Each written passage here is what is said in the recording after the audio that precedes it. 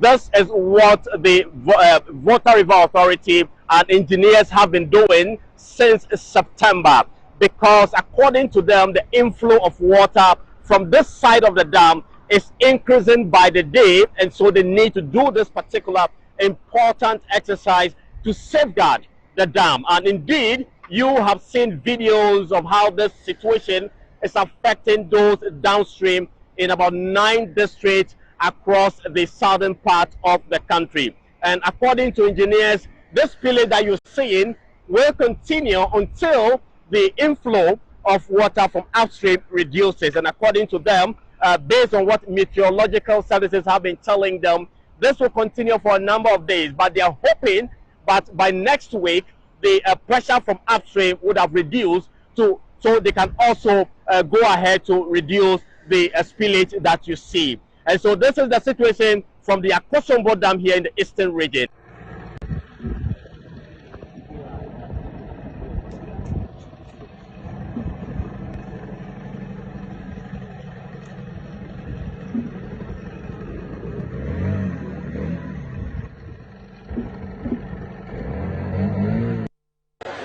My visit here today is a very simple one. It is to come and sympathize and commiserate with you about the tragedy that has occurred.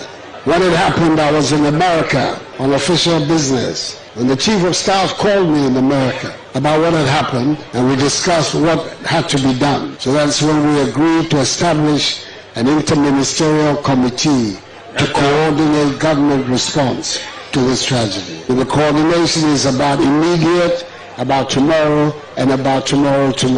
The most important thing was, first of all, to ensure the life of people.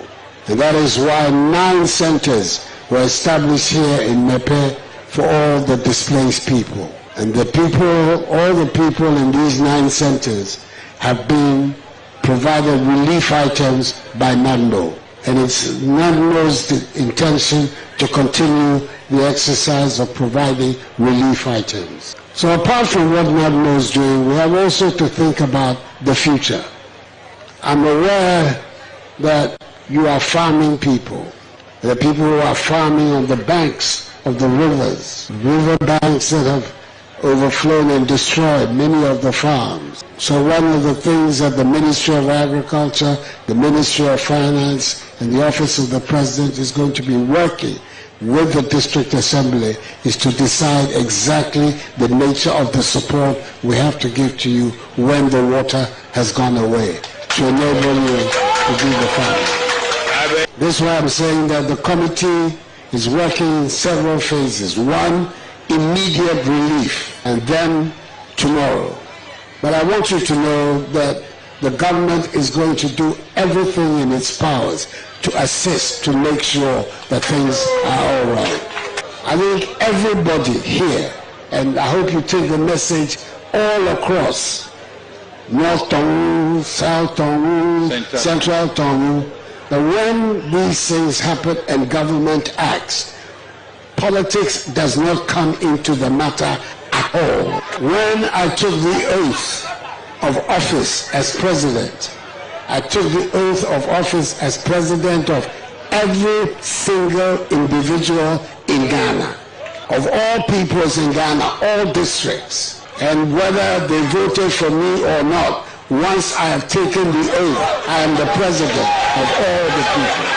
So Toby, you and your elders, I want the people here, you, beginning with you and the elders, to understand that when something like this happens and government acts, government is acting for Ghanaians, all Ghanaians. I came here because Ghanaians are having difficulties and are suffering. And it is my responsibility to try and help. Because if it's a question of counting who votes for me and who doesn't vote for me, I shouldn't be here, because you don't vote for me. But that is not my concern. And in any event, one day you will vote for me and my party.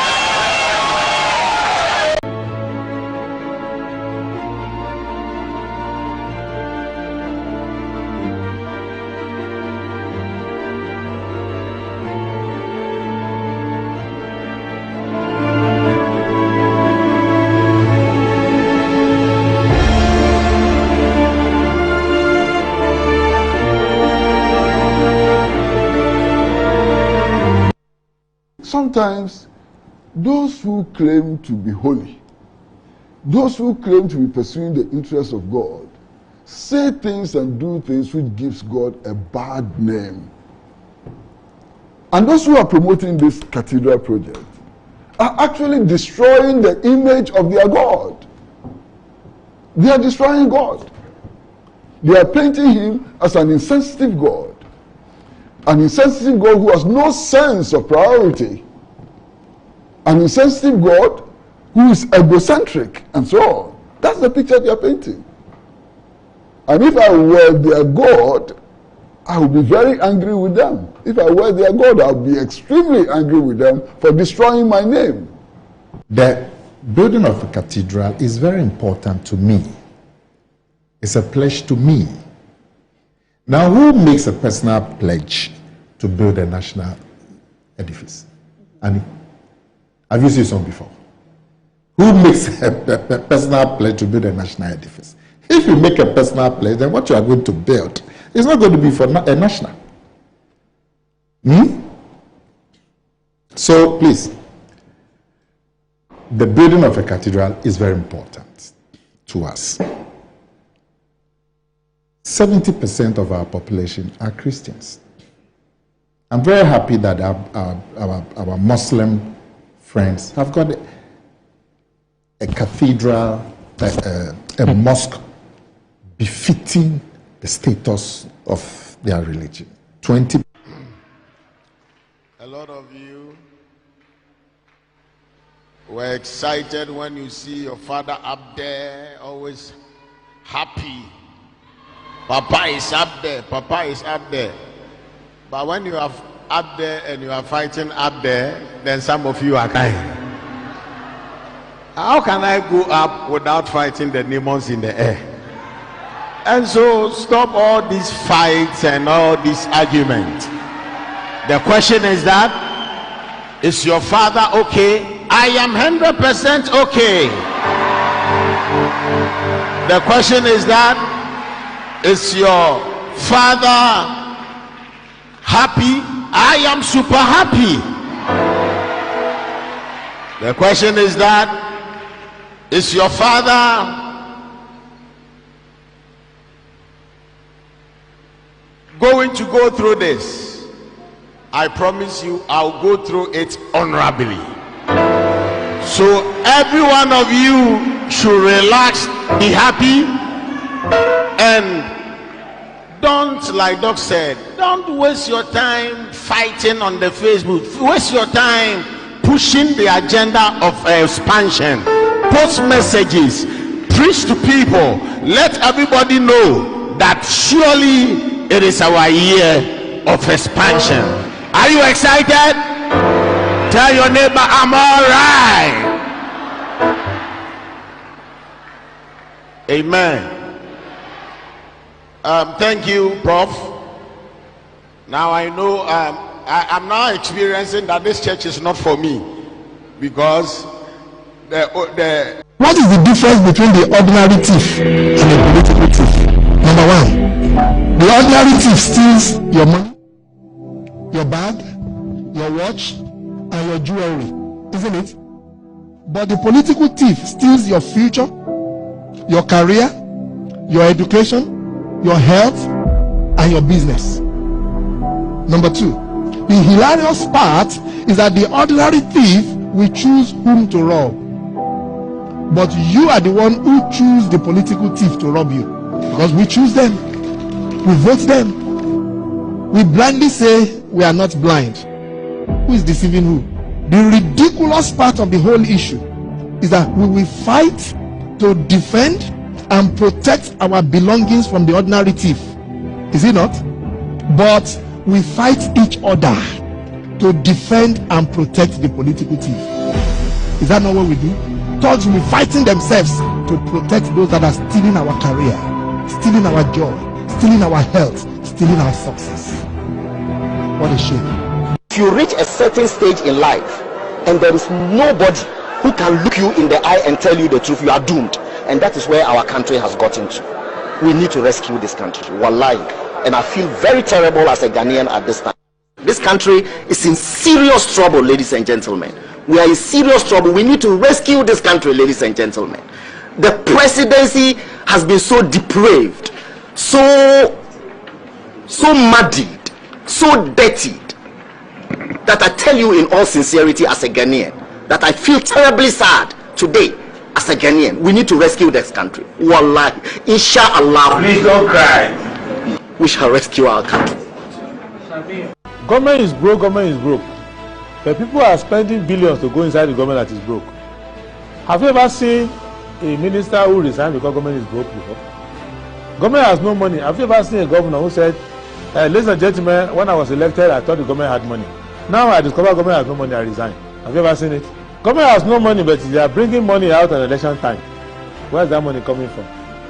So they are lying. What is happening is that there are two types of wicked people in government. Type 1, they eat current money. Any money they find in government, they will eat it. They are wicked about that one. There is type 2. Type 2, they eat current money and future money. They will say, my term will end next year. When I leave, how will I eat money? Let me borrow money now and borrow money of the future and eat it now.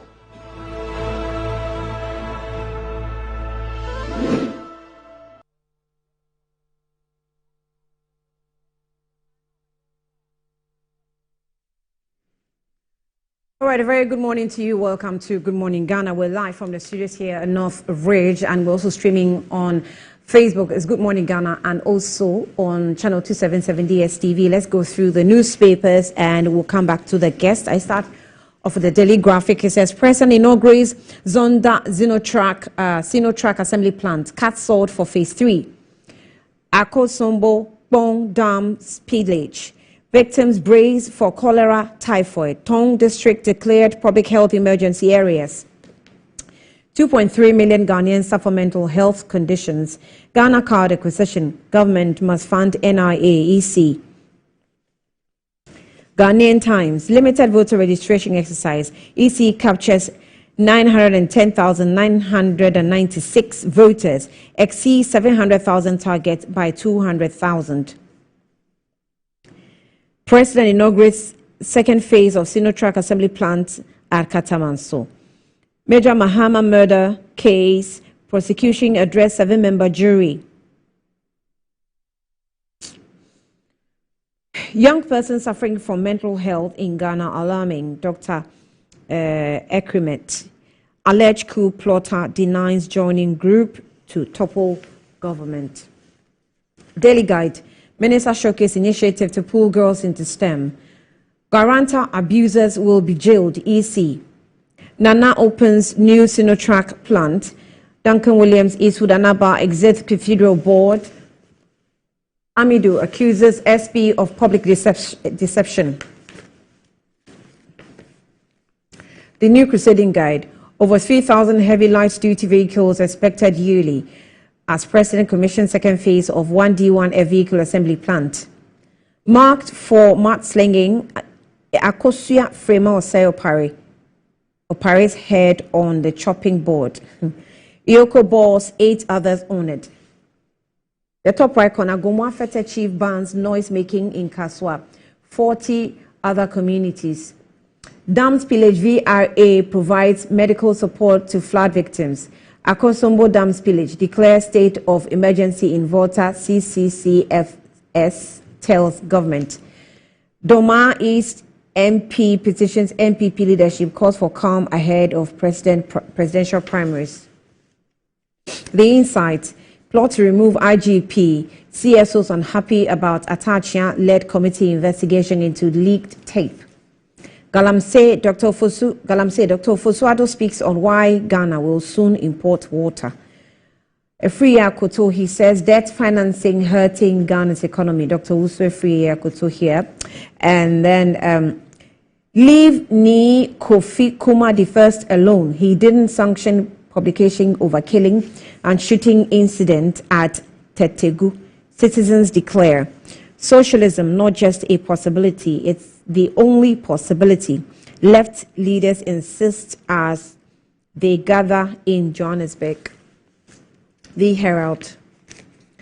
comes to the pictures of Paula Dumochiri, Kufuri Semia, Benedict Peters, and Pamela Jamson Tete. Ghana Airport Board Chairman defends Akufo-Addo family in sale of prime state land to Nigerian crony. 11 communities feel neglected by NADMO after Akosombo Dam spillage. Duncan Williams issued another cite lack of accountability in National Cathedral projects and resign. NDC refers MPP defectors eligibility to Do Ajaho others. Remember what happened in the Odududu constituency. The Daily Statesman, Baumia preaches interfaith harmony. VRA extends healthcare aid to flood victims. Government to save 36.1 million Ghana cedis on payroll. Sinotrac's assembly plants commissioned under one district, one factory. Nanado urges banks to increase support to farmers, private sector. The Ghanaian publisher, Ghana's balance sheet looking good, controller. EC registers 910,996 new voters, wants guarantor system abolished. Doma East MP calls for calm ahead of MPP presidential primary. Why Duncan Williams issued another abandoned National Cathedral. Track assembly in Ghana critical for economic growth. The Finder. 1D1F President Commissions Phase 2 of Sinotrac's assembly plant. Margin Group KGL donate 1.4 million Ghana cedis to Moba 83. 1,668 killed in road crashes between January and September 2023. 61.9% of 910,996 new voters registered using guarantor system, EC. 31 suspected commercial sex workers, human traffickers arrested in Western region. Daily Post. MP hailed for returning to classroom to teach during parliamentary recess. Africa has a special place in the Turkish nation's heart. President Recep Tayyip Erdogan. And then we also have water floods. You should be ashamed of yourself. You came empty-handed to insult us. Jifar Komashitu Akufo-Addo. The top right corner has Duncan Williams and Iswood Anaba resigned from Cathedral Board of Trustees. Okay. So that's it for the headlines this morning. Let's go for a break. We'll be back shortly.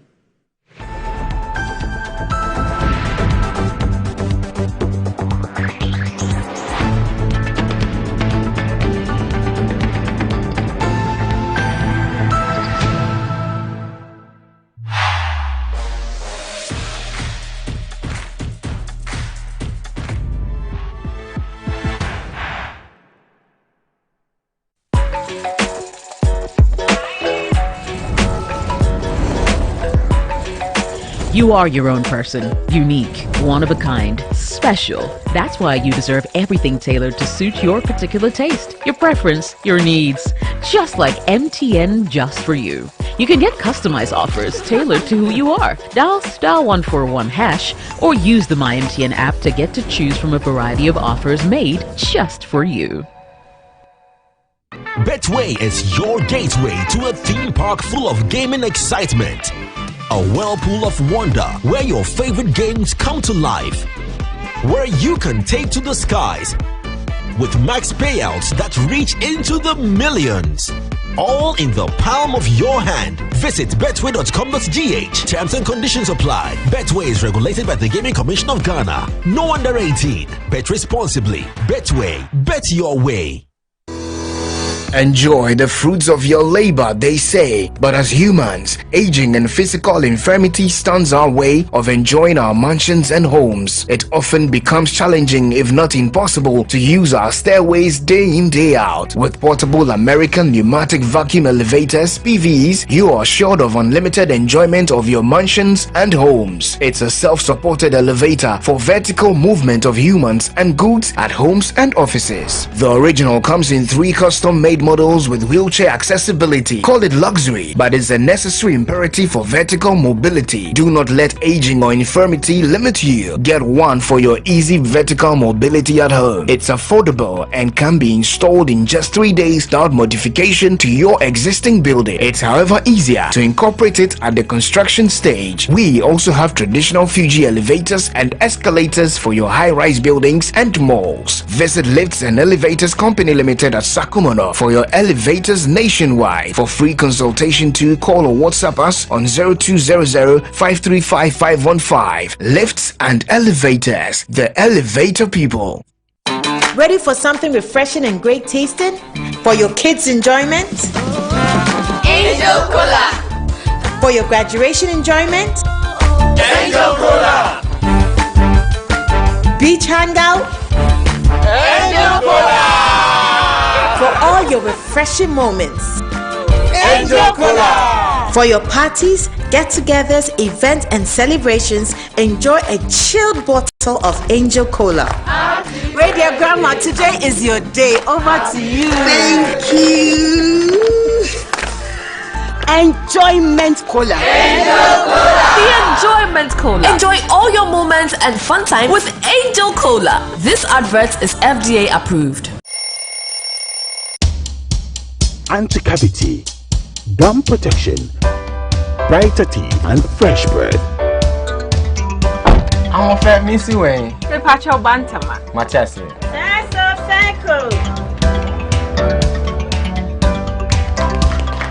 It's her smile. The fresh breath. Me, Gidi said we used to Cal 360 toothpaste.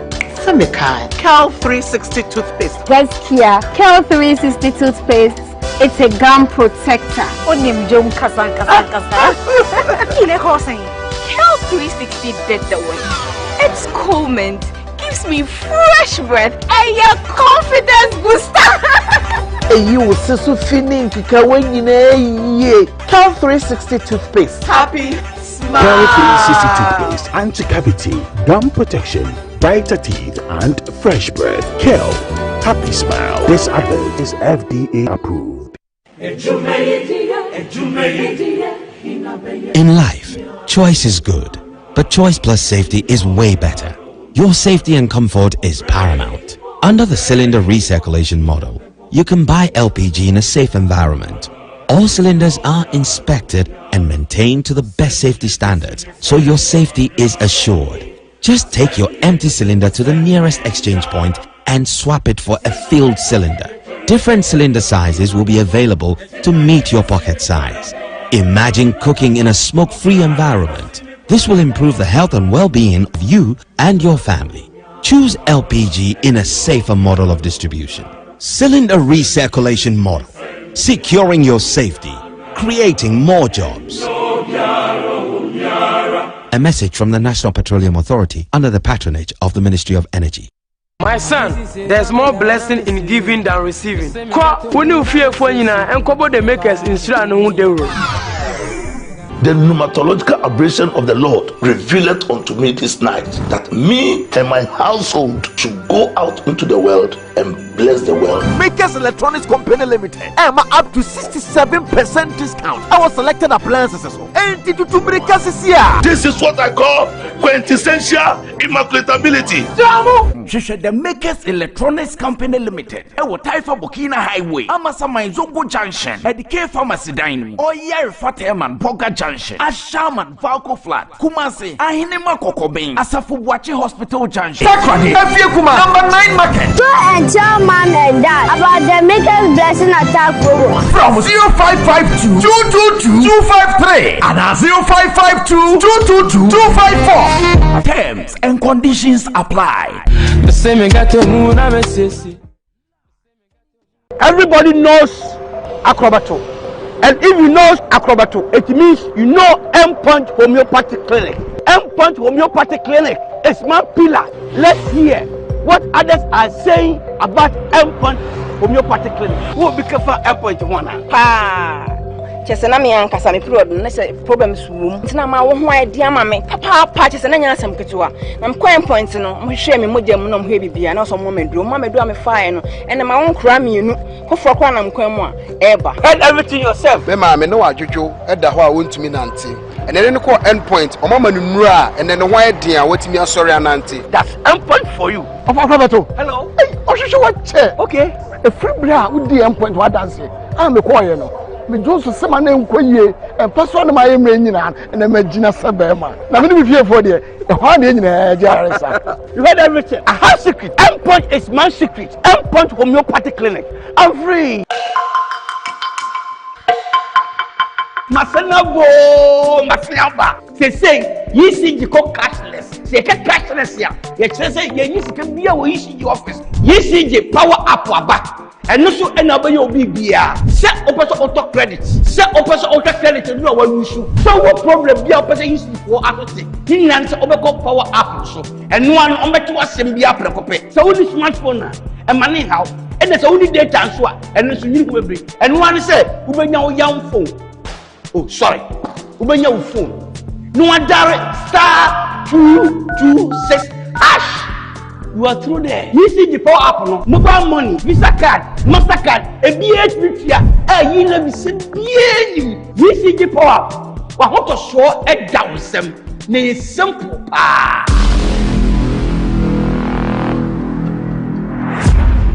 Inside Black Star Press Limited, grow inside the invective minds, evolving concepts, and the creative trends. The printing press you need now. Witness the beauty, diversity, and natural wonder with our works. Inside Black Star Press Limited, in association with Lionhead Group of Companies. Call us now on 0200-880-000 for all your print works. Black Star Press Limited, a worldwide reputation for quality printing.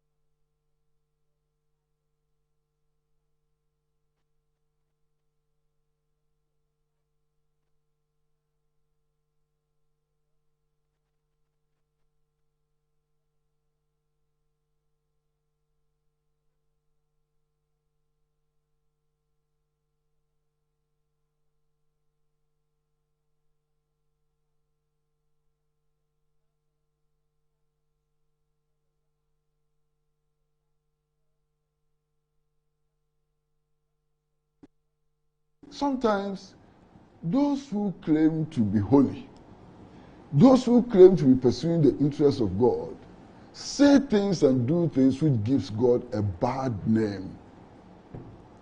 And those who are promoting this cathedral project are actually destroying the image of their God. They are destroying God. They are painting him as an insensitive God. An insensitive God who has no sense of priority. An insensitive God who is egocentric and so on. That's the picture they are painting. And if I were their God, I would be very angry with them. If I were their God, I would be extremely angry with them for destroying my name. If I were their God, my goodness, what I would do to them, they will never forget. They are destroying God. They are destroying the image of God. Let anybody tell me that there is a God, any God, anywhere in the world, who thinks that we should continue sending laboratory samples to South Africa for analysis. Because the little money we have, the 200 million Ghana cedis we have, he wants it invested in a cathedral. What God is that? The building of a cathedral is very important to me. It's a pledge to me. Now, who makes a personal pledge to build a national edifice? Annie, have you seen some before? Who makes a personal pledge to build a national edifice? If you make a personal pledge, then what you are going to build is not going to be for a national. So, please, the building of a cathedral is very important to us. 70% of our population are Christians. I'm very happy that our Muslim friends have got a cathedral, a mosque befitting the status of their religion. A lot of you were excited when you see your father up there, always happy. Papa is up there, Papa is up there. But when you are up there and you are fighting up there, then some of you are crying. How can I go up without fighting the demons in the air? And so stop all these fights and all these arguments. The question is that, is your father okay? I am 100% okay. The question is that, is your father happy? I am super happy. The question is that, is your father going to go through this? I promise you, I'll go through it honorably. So every one of you should relax, be happy, and don't, like Doc said, don't waste your time fighting on the Facebook. Waste your time pushing the agenda of expansion. Post messages, preach to people, let everybody know that surely it is our year of expansion. Are you excited? Tell your neighbor, I'm all right. Amen. Thank you, Prof. Now I know I'm now experiencing that this church is not for me, because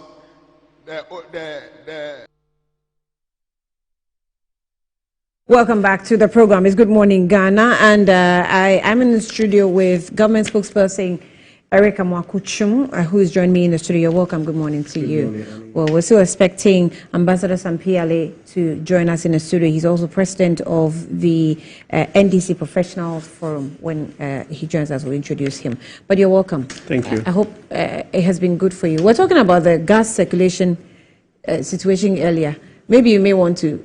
Yeah, I'll give you the chance. Yes, I just saw an advert, and then I just was commenting the fact that it's a very good policy. The MP is doing a fantastic job. I think that they need to also increase the sensitization so that people would appreciate what it is that they're trying to do. It makes it easier for people to be able to have the use of the LPG gas, especially in this day and age where people are extremely busy. Back in the days, you had to go and queue to pick up your LPG if it's finished, or you don't have any. But now I think that with this particular policy, it will democratize the sale of LPG. I think it's a good policy that needs to be encouraged. But the I believe that the industry players. Yeah, I think that the industry players in the past had certain concerns, but because of what is happening now, I believe that most of these concerns have been dealt with. But for every public policy, what tends to happen is that when it comes to its implementation, execution, there was always going to be a certain group of people who would have certain difficulties because either they are used to the status quo being maintained, or they would have some challenges with how it's going to be executed or implemented. But I'm sure that as we go along, everybody within that value chain will be benefiting, because LPG is extremely important, especially in this day where we're having challenges with this whole conversation around the environment and the global warming and to other practices that were being used. People are using charcoal and wood and all that. And we all understand and appreciate the challenges that we would be facing if we don't stem these issues of global warming and then environmental degradation. So LPG, for me, has come to stay.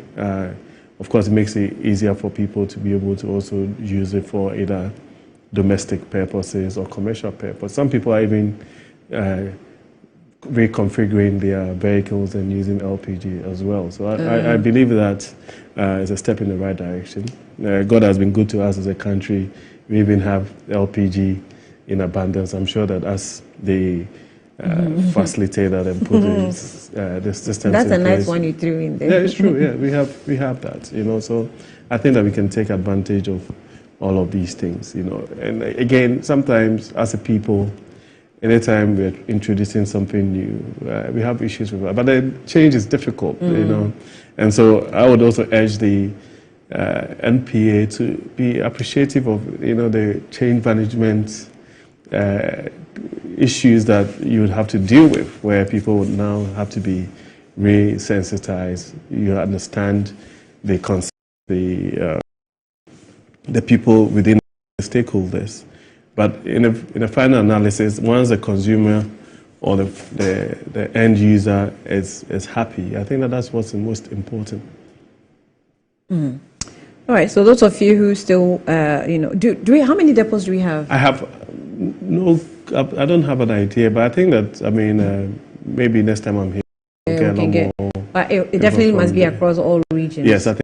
So we should find it. But you guys are playing an advert, yes, so yes. I'm sure. I don't know how many. I don't know how many depots we have across. Maybe after the show we'll have checked that, but I can't hear the adverts here.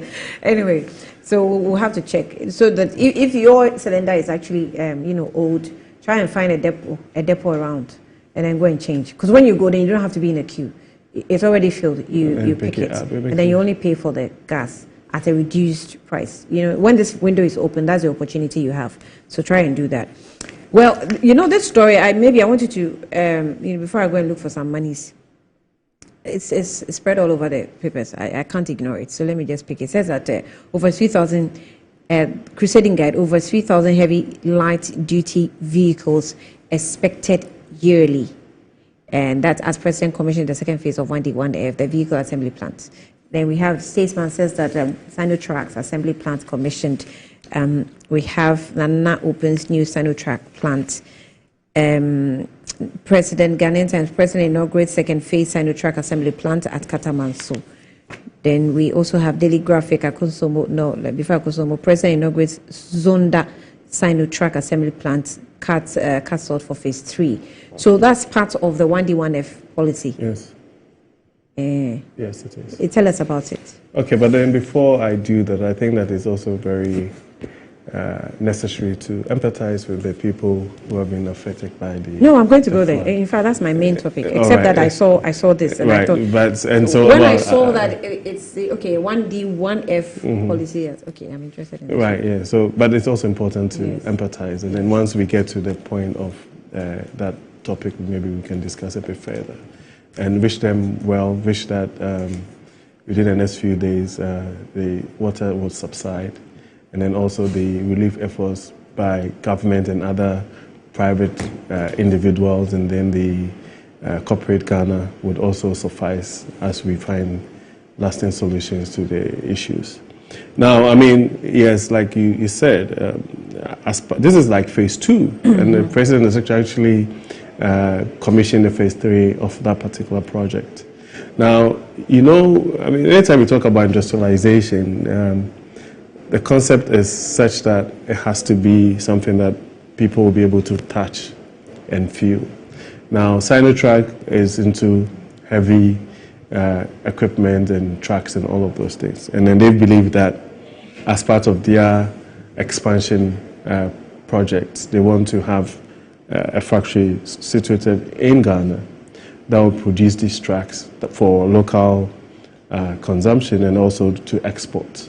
Now what it does is that they are going to actually produce majority of the components locally and then assemble these tracks here. It gives us opportunity for a transfer of knowledge, training young people, technological enhancement and advancement, also supporting the local industry. These tracks are used for all sorts of things, building industry, construction, all of these things are needed when you want to do that. And so for me, it's one of the things that we should be lauding and then commending government for, that is still committed to the 1D, 1F as a policy initiative.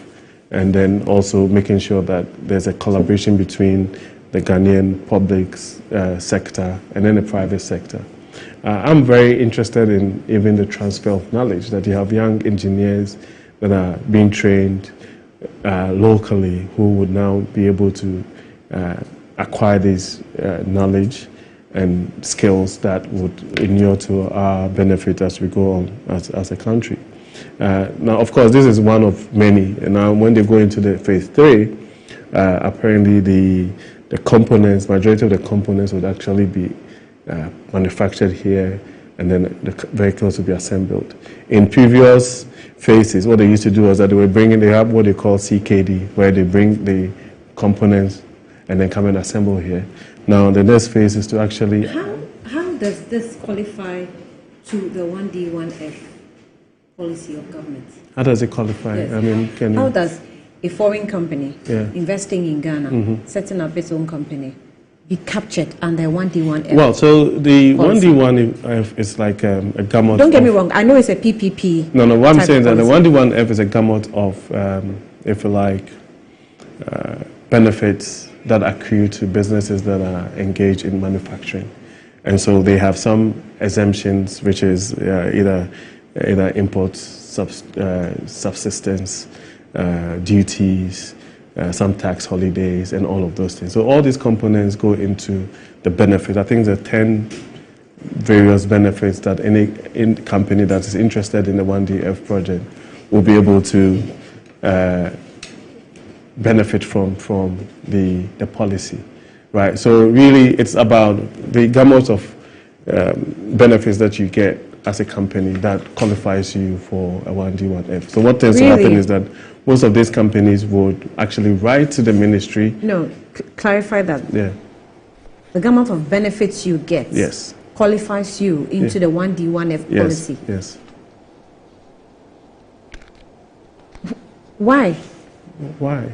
Why am I giving gamut of benefits to a foreign company? And so the 1D, 1F is open to both local and international. No, I'm talking about the company we're talking about now that has come into Ghana to invest, right? So the story says that President Akufo-Addo in the Daily Graphic has inaugurated phase 2 of Sino Truck Assembly Plant project and cut the sword for phase 3 of the company's investment in Ghana for the manufacture of vehicles, parts, and lubricants. And I'm saying that all these, vehicle companies that are coming to invest in Ghana, how did they qualify into and that's what I'm saying, that the policy of my government? And you say that the 1D, 1F, the gamut of benefits they get. Yes, 1D, 1F is essentially benefits. So they have in some instances, they have what they call the interest subsidies.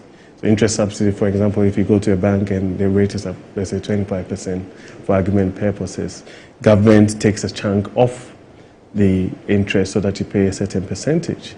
Then there's also the issue to do with imports, some relief for import duty, some relief for taxes over a certain period, government giving you opportunity to have access to some utilities. So, for example, if the road to that particular factory is not a good road, government would initiate the process to put a road there. If there's no electricity, then the district assembly and all of those. But my point is, these are regular and normal things that government used to do even before But coming into being of 1D1F policy. All of those things, I think that you're confusing the issues. All of these things are 10 things that the Ministry of Trade has put together, right? That says that these are the things that we are going to offer on the government side for any company that is interested in investing in Ghana. That's what I'm saying. Yeah. That for companies who invest in Ghana, it's an age practice where government gives them all these benefits. It's not the first time. It's nothing new. Not all companies. So for example, there are companies that will come and they'll go through GIPC. Or go through the free zones. Hold on. I get the segregation. Yes. I get that. Yeah. I'm just saying that it is still, even for those who get the benefits, it's an age-old practice. It's nothing new. So if it comes and we say that because these companies are getting these gamuts of benefits, then they fall under the 1D1F policy. No, it's not they fall. You have to apply. The company has to go to the Ministry of Trade and Industry, and they have a directorate there. And then you have to apply to the ministry and say that I am coming in to produce water. And this is the investment that is available to me now, but I would want maybe some kind of support when it comes to the interest, subsidy, import duties, access to the place, some land are given to me by the district or local assembly, ABCD. Now, the ministries, the department will now go through the proposal that you have brought and then give you a go or like basically approve that particular project or not, right? And then now give you that gamut of benefits that you require for you to set up. And so it's a choice that is made by individual companies if they want to be part of the 1D1F or not. Do you understand where I'm coming from? So these companies apply to be under the 1D1F policy? They apply to be under the 1D1F policy. And it has 10 specific benefits that is coming from government. Do you understand what I'm saying? So you can also come in as an entity and say that you do not want to be part of the 1D1F and you're coming to do a direct investment. Then there are other things, like you're mentioning that there are existing protocols already. So if you decide that you want to go through, let's say, the free zones as well, the free zones also has certain components that you would have to meet. But even for free zones, what it means is that I think 80% of the things that you produce should be exported. Yeah. You understand what I'm saying? So there are slightly different technical considerations when it comes to these things. I understand where your challenge is, which is that we have all these entities that are providing specific services, but none of them has all the 10 benefits that will accrue to So any these company. 10 benefits are only limited to those under the 1D1F. It is so you can pick and choose. But what I'm saying is that you have to apply. You have to essentially go to the ministry and say that I'm coming to produce this. I want to be part of the 1D1F, and I want to enjoy these benefits. And that's the reason why in times past people have said that there was an existing company, and then all of a sudden they've been touted as a 1D1F project. Policy. But what happens is that they have gone and said that maybe we want to expand, and we are bringing in equipment, we are doing this, we are adding new machinery and these are the things that we give them about 10 benefits. We get what? What do we get from these companies? No, so as a company, they have both the direct and indirect benefits. So if an entity is employing a lot more people than it is, then you're creating employment. You're increasing productivity in your country. They are going to pay tax eventually. They are also using your local raw materials into finished products as a Are you sure they're using my local? Yes, I mean, my local products to produce their finished products. Yeah, so for example, somebody came in and said they want to do fruit juice. They are using. No, don't give me an example. Sino-Truck Assembly Plant. Which local product of mine? Yeah, but they said they are going to produce the components that they would need locally and also activate using local materials. I'm not an expert when it comes to manufacturing. I'm of not an vehicles. expert either. Right, but I'm saying that. So, but also in there. Sinotrack, and I'm sorry, Ambassador has walked in, so maybe let me introduce the cameras can pick you. He's in the studio with us here. You're welcome. Good morning to you. Thank you very much. Right. I just saw these. Okay, let's go on. So I'm just saying that both direct and indirect benefits. What's my direct benefits? But I've just said there's like create employment, they'll pay taxes, the transfer of technology, which is basically the young people that they are employing and in training so that they can also be able to use the transfer of that particular knowledge and all of that. And so that comes with it. You have, we're talking about productivity. We're talking about harnessing local raw materials and all that. You're talking about a car. Now, even the upholstery and the things in the car, the leather and all of those things, plastics and all that can be produced locally. We have plastic manufacturing companies in Ghana.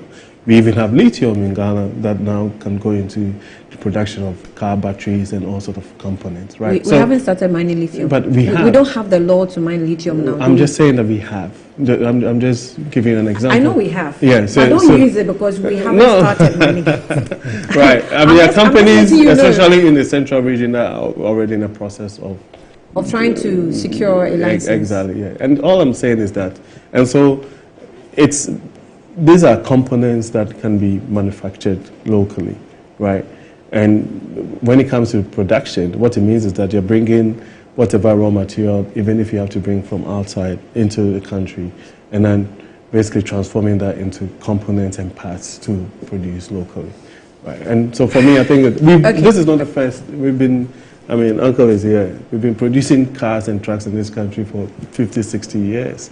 And I'm sure that we would have gotten to a much better, stage if we had actually focused on that. As a kid, I used to see locally manufactured vehicles. I used to live close to Achimota. You had New Plan there that had been there since probably even before I was born. So it's nothing new. We even have rubber that can go into making of ties. So now capturing that under a 1D1F policy is going to help improve the monitoring and make sure that these companies actually I think that exist for as many years as we have. The supervision is also key. And I think that we can even delve into the whole conversation about state-owned and private-owned entities and how they are run and all of those things. But I feel that once that amount of investment has gone in, and then there's also support from the government side, in this particular case, I'm talking about the ministry and the other agencies, then it makes sense that some supervision should go into it.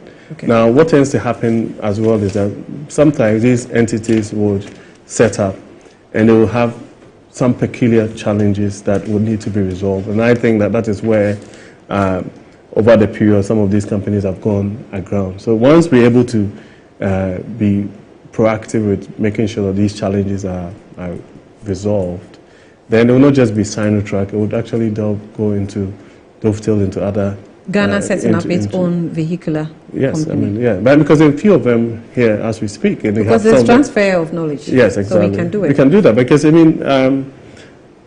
some of my friends will tell you that if you go to places like Magazine and all that, and I have friends who are very car enthusiasts, right? And they can actually build a car from scratch, right? And they have some kind of collaboration with the engineering department at KNUST, and they've been doing this thing for a while, right? So all that we need is to be able to harness all of these potentials, and then maybe, who knows, we might start having our own locally produced vehicles. Okay. Ambassador, actually, my concern was when I saw that it has been captured under the 1D1F policy. So I was trying to understand why a vehicular company that's come to Ghana to invest is now captured under the 1D1F policy. So I know the 1D1F is a public-private partnership, but I'm not sure where do we draw the line when it comes to public partnership agreements. This morning, thank you very much. I couldn't get up in time because I watched the Black Stars match. That is the painful truth. That's the truth. And after being beaten 4-0, were you going to sleep? Or so you were going to squat on the bed. So, viewers, forgive me, I'm not that late. Eric, this morning you have also confused me. How have I confused you? We have all learned about location of industries, international decisions about international investment by companies. We've all learned about that. But this is not what we are talking about here.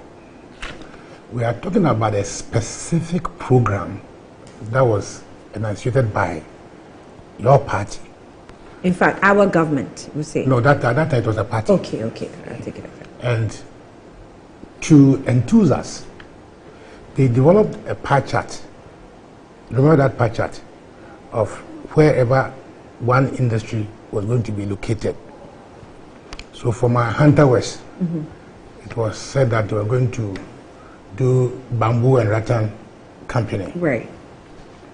So we believe that such a policy, if well implemented, would then take us from the quagmire of low industrialization. So I supported that view that it was a good policy. But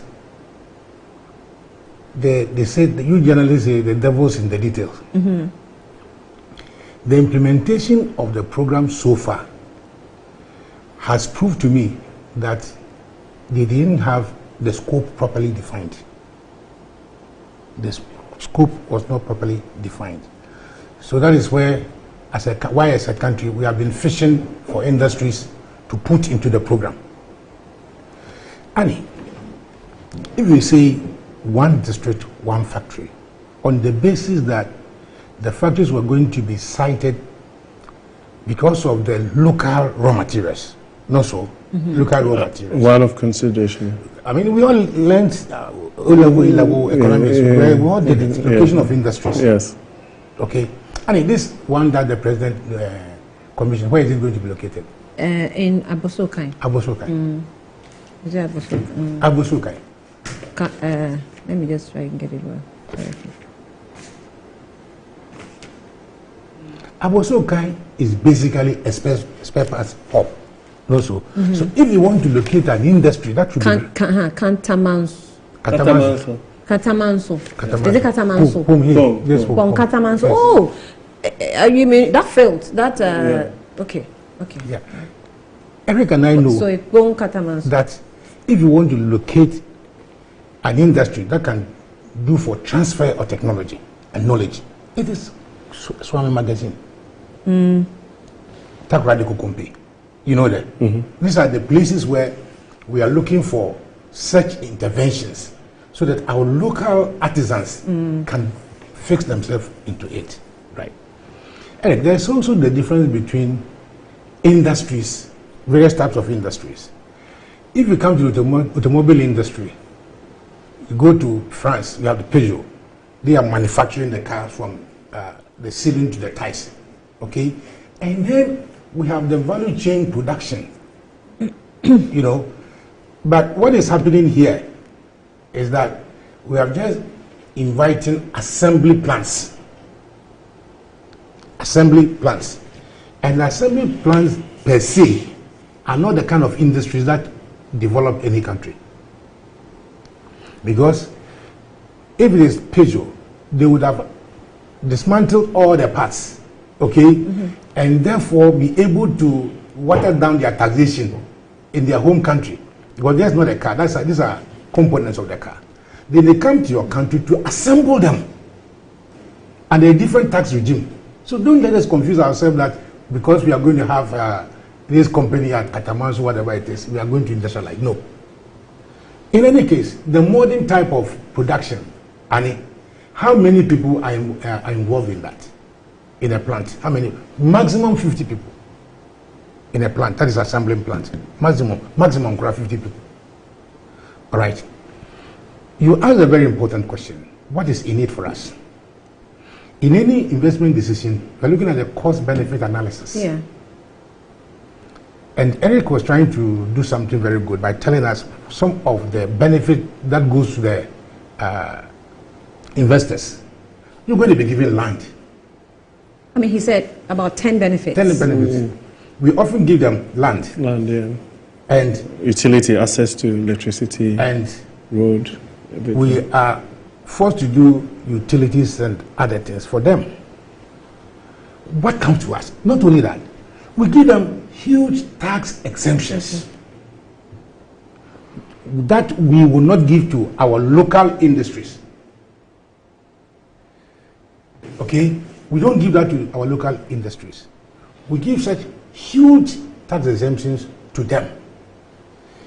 And most of us would be very happy to know the type of contracts we sign with these people in terms of repatriation of their, whatever it is, profits. Their profits.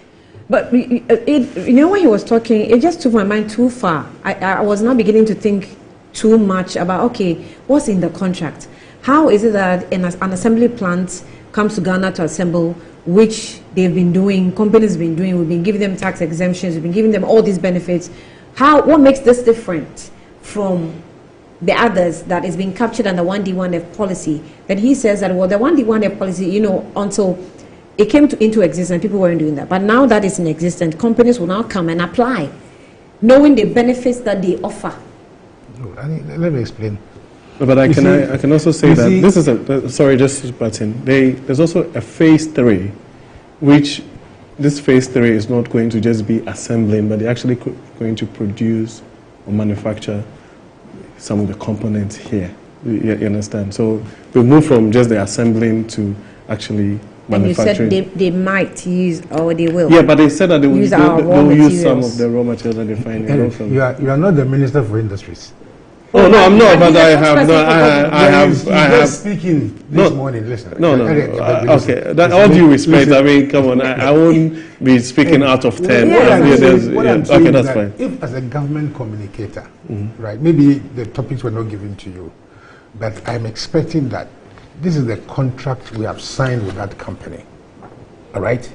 These are the outflow. This is what we are going to give them as a country, and this is what we are going to benefit. Not the generic benefits of employment and all those. We've run this program, one district, one factory. How many years? About 6 years now. How many people have been employed? Our unemployment records have rather shot up. Okay? Yeah. Now, the other time, another company was coming, so to let the prices go down, that was $60,000 those days for Peugeot. What is the price of vehicles now? So if you are running a program which you envisage to give you certain outputs, but the outputs are not visible, are not realizable by the people, then we have to review the policy. Okay? Now, what I know has been that anytime you spoke about one district, one factory, you spoke about eco juice. So I decided to find out eco juice. What went into eco juice that makes it a project for the benefit of Ghana? Okay, I found out that these are two Ghanaian industrialists who decided that they want to be participating in the one district, one factory. What did we do? We asked them to go for a loan at Exim Bank, and that they are going to pay the loan with interest. But if they default, it will be against their skin. All right, it will be against their skin. Now, most of those, two of those factories, Casa de Bella and all those things, are now, Eric knows, are now almost belly up because of certain factors like raw materials, markets, and others. So, I am happy when, as a country, we are attracting investment. But to what benefit would that come to me as a Ghanaian? Who is going to give part of my taxes so that they are giving tax exemptions? Who is even going to monitor the activities? Right? Anyway, if you go to US, you have been in US before, UK. You have been in UK before. When the state spends $1, they expect to have about $4 more in return. In returns.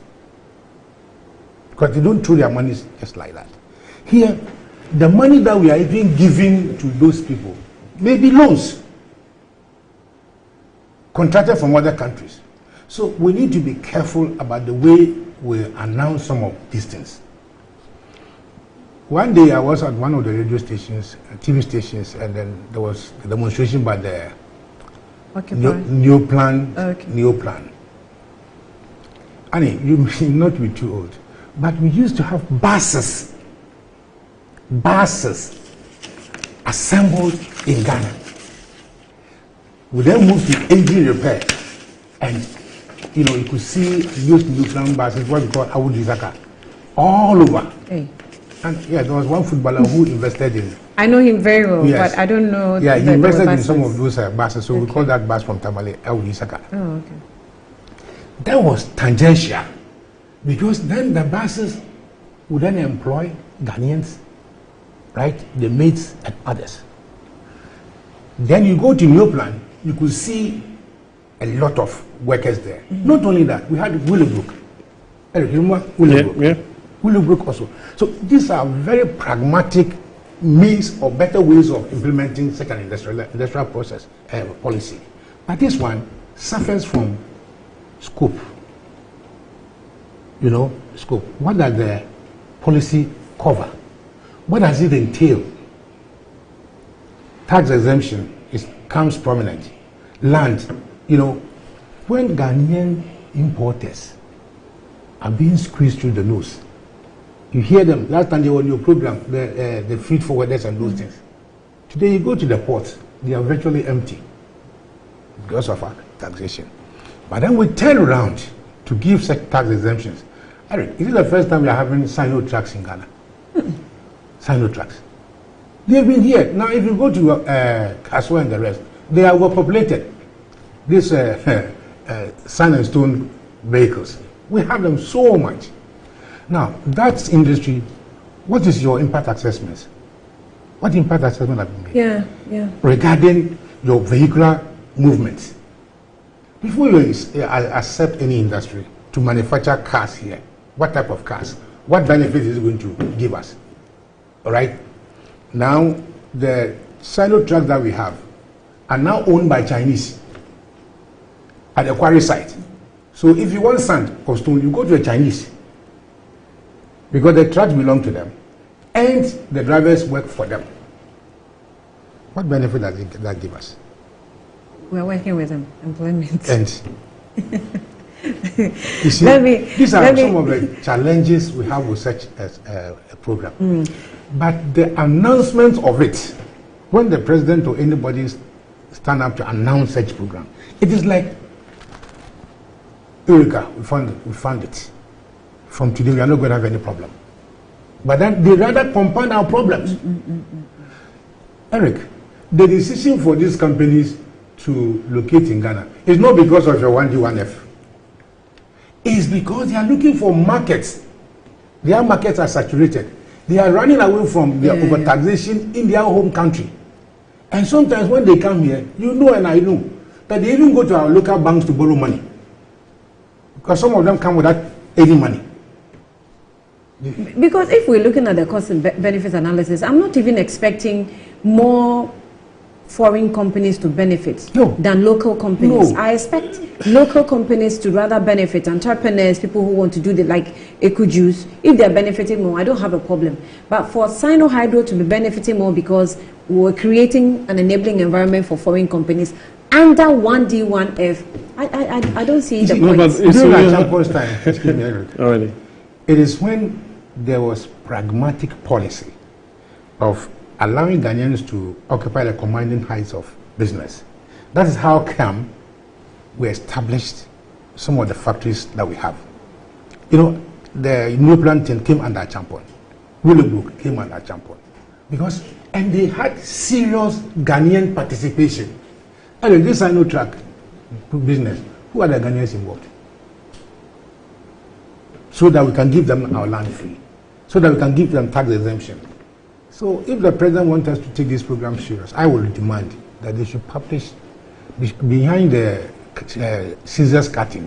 They should show us the contract, the contract details. It is there that you can see that no, you are not going to benefit from this, or it's a rip-off.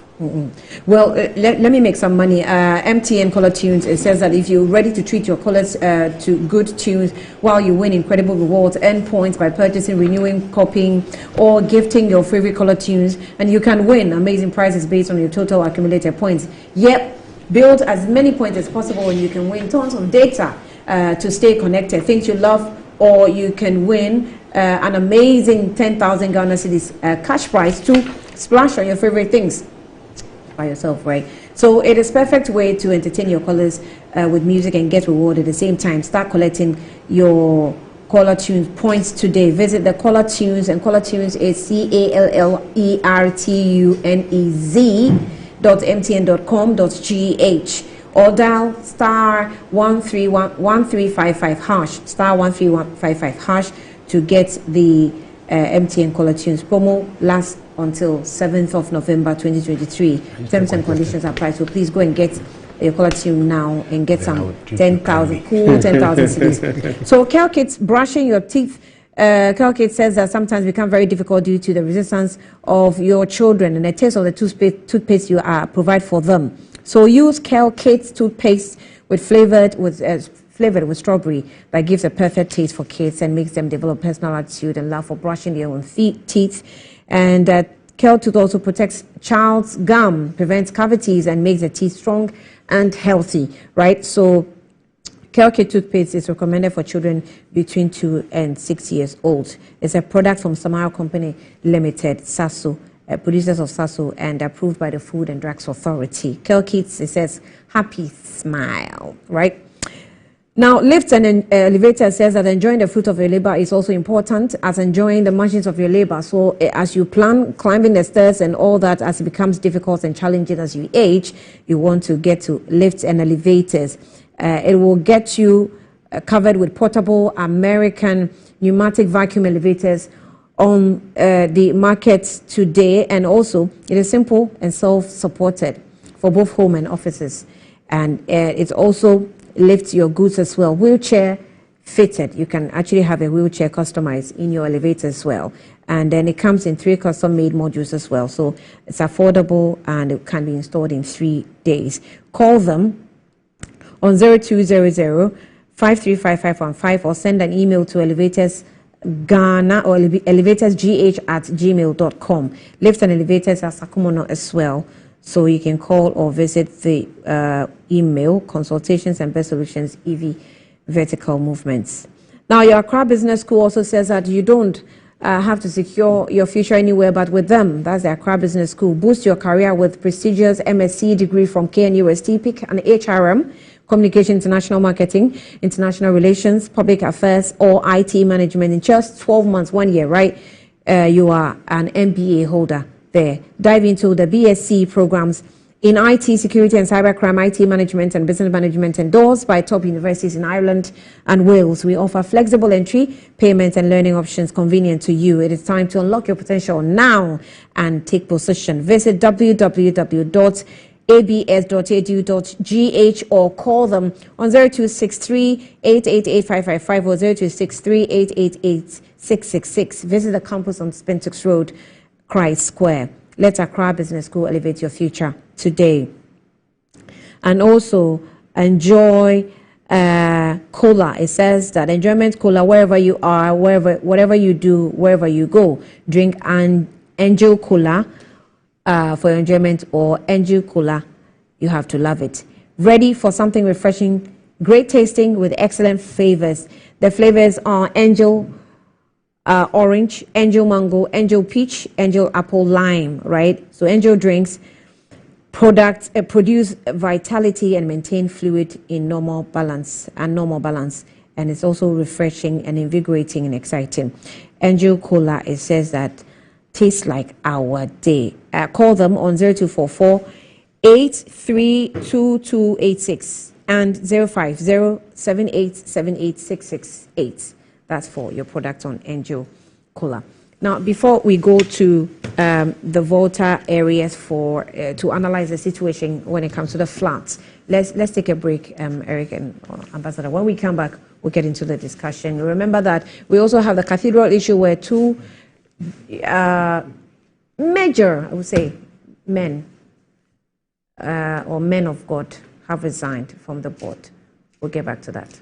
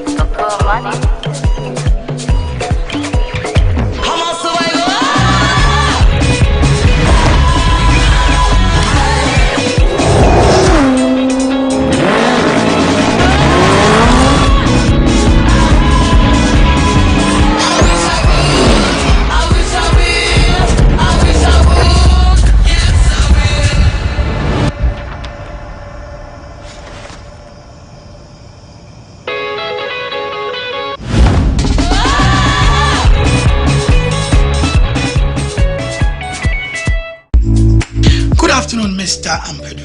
Good afternoon, Mr. Asari. How is business doing? My business is collapsing. Why is your business collapsing? I sold my products and services to my clients on credit, and my debtors are not paying their debts. Have you heard of Rosic Consult Limited, a debt recovery company operating in all the 16 regions of Ghana? Not at all. Mr. Ampedu, all you need to do is to contact them on their customer service line. I recommend Rosic Consult Limited, a debt recovery company to financial institutions, businessmen and businesswomen, other companies, and also individuals. Rosic Consult has 98.4% debt recovery rate. We have professional debt recovery managers. You are assured of swift debt recovery. No recovery, no commission. For Rosic Consult Limited, no more write-offs. And we pre-finance the recovery ourselves.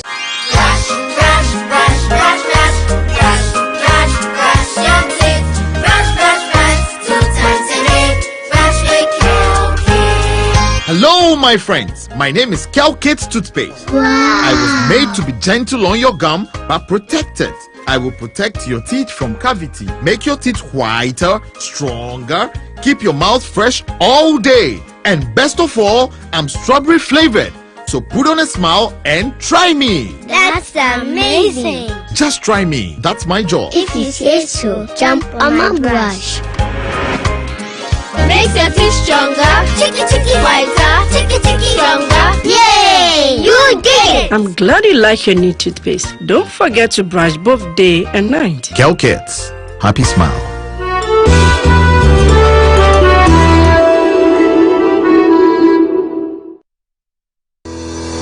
Enjoy the fruits of your labor, they say. But as humans, aging and physical infirmity stands our way of enjoying our mansions and homes. It often becomes challenging, if not impossible, to use our stairways day in, day out. With portable American pneumatic vacuum elevators, PVs, you are assured of unlimited enjoyment of your mansions and homes. It's a self-supported elevator for vertical movement of humans and goods at homes and offices. The original comes in 3 custom-made models with wheelchair accessibility. Call it luxury, but it's a necessary imperative for vertical mobility. Do not let aging or infirmity limit you. Get one for your easy vertical mobility at home. It's affordable and can be installed in just 3 days without modification to your existing building. It's however easier to incorporate it at the construction stage. We also have traditional Fuji elevators and escalators for your high-rise buildings and malls. Visit Lifts and Elevators Company Limited at Sakumono for your elevators nationwide. For free consultation to call or WhatsApp us on 0200-535-515. Lifts and Elevators, the elevator people.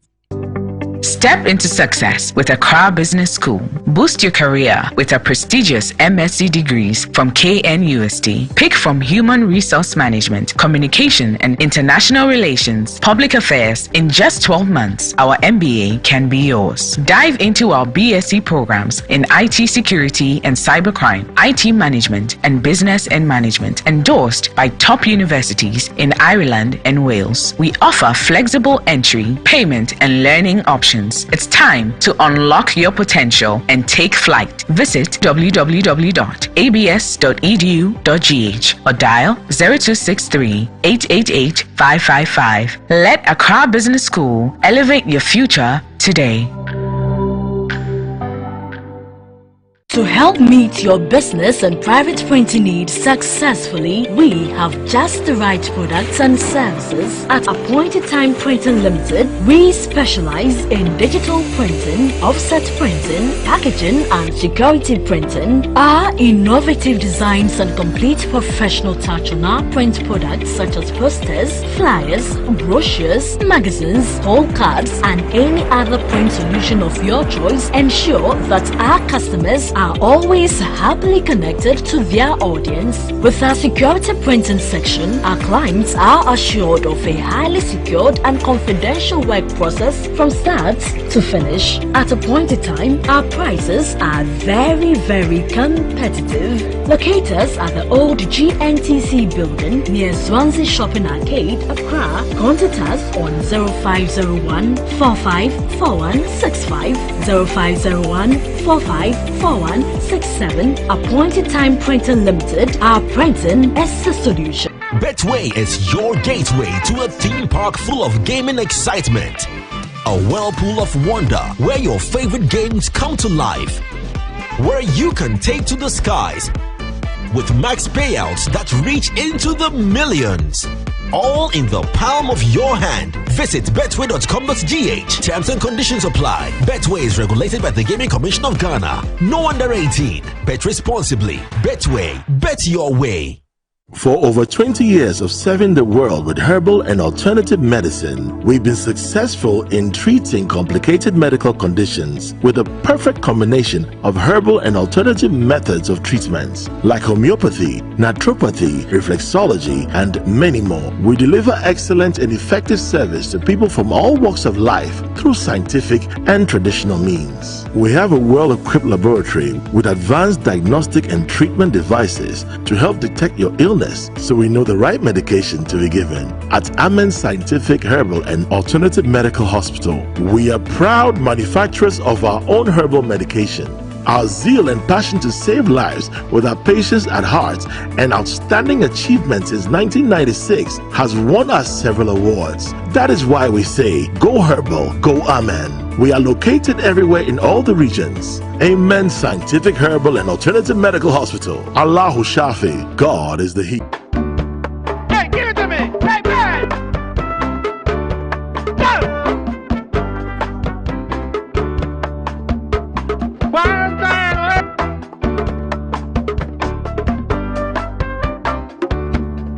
Stop!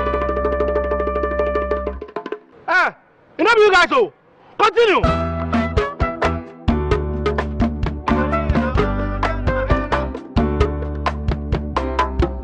Prepare yourself to unleash even more moolah by staking from 1 Ghana cedi to 350 Ghana cedis. And you could win 26 times your stake on the exciting new Pick 1 game from Game Park. Play by dialing *946# on all networks via our website or download the Game Park app on www.gameparkgames.com. Choose your Pick 1 number from 1 to 36. Place your stake and watch our live draws on Adum TV at 9 a.m., 12 p.m. and 6 p.m. daily. Hey, live life like me with Game Park. Game Park, more moolah, more power. This game is regulated by the National Lottery Authority, not for persons under 18. Play responsibly. Inside Black Star Press Limited, grow inside the invective minds, evolving concepts and the creative trends. The printing press you need now. Witness the beauty, diversity and natural wonder with our works. inside Black Star Press Limited in association with Lionhead Group of Companies. Call us now on 0200-880-000 for all your print works. Black Star Press Limited, a worldwide reputation for quality printing.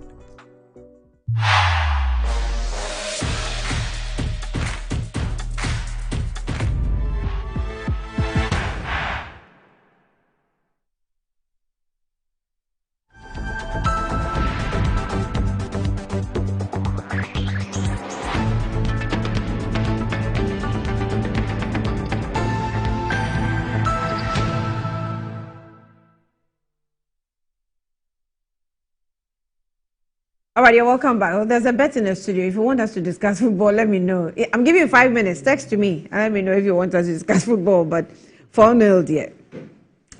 I am wondering. I think the most painful one is the team that actually scored us. It's not even the scoreline. Good.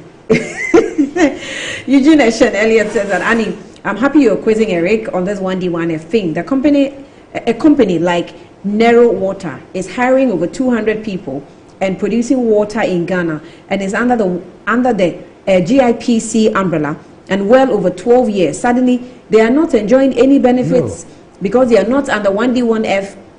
This vehicle company produce their cars and just dismantle. No, I think you wanted to write disassemble parts like tires and bring them free to Ghana to assemble. So I think you wanted to use dismantle, same, to assemble and enjoy these exemptions. How many people do we employ, and how many people are buying them? You're asking. Eugene Eshen sends that in. Prosper Ashikwe says that ask Eric these questions. What needs assessment did governments do in arriving at giving of these relief supports of these companies, and how does government measure the impact of these operations, reducing unemployment, creating technical capacity and capability of industrialization? I think those have been answered.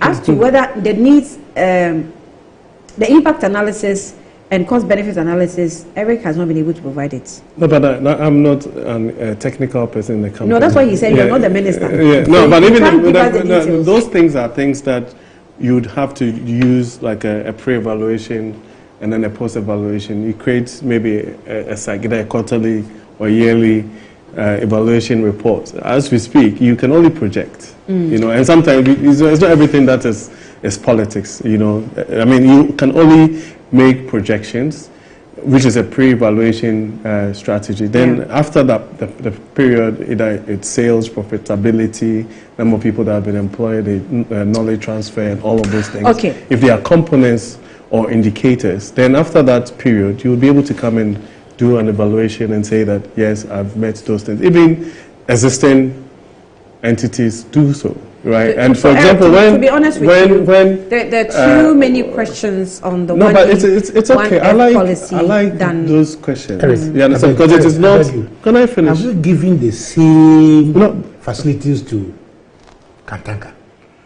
Yes. I'll tell you so that's why I'm saying that as part of the ministry's automobile industry strategy, I know that Kantanka was part of the considerations, right? I won't be able to give you specifics as to what went to them, but in terms of the conversation with the Citroen and the Nissan and all of those other entities that are now doing assembly locally, Kantanka was part of those companies. Do you understand? So you can make those verifications. But I'm saying that there's absolutely nothing wrong with people asking questions. Okay. My challenge is if you like, sometimes the cynicism in some of these things, because regardless of what the issues are, it's all these entities, all these industries or whatever that actually come together to enhance or engender the development that we want. Because Sinotrack itself is assembling even tractors and all of those things and heavy duty equipment and all that goes into, again, the same conversation about construction, farming, agribusiness. But so these heavy trucks also have heavy impact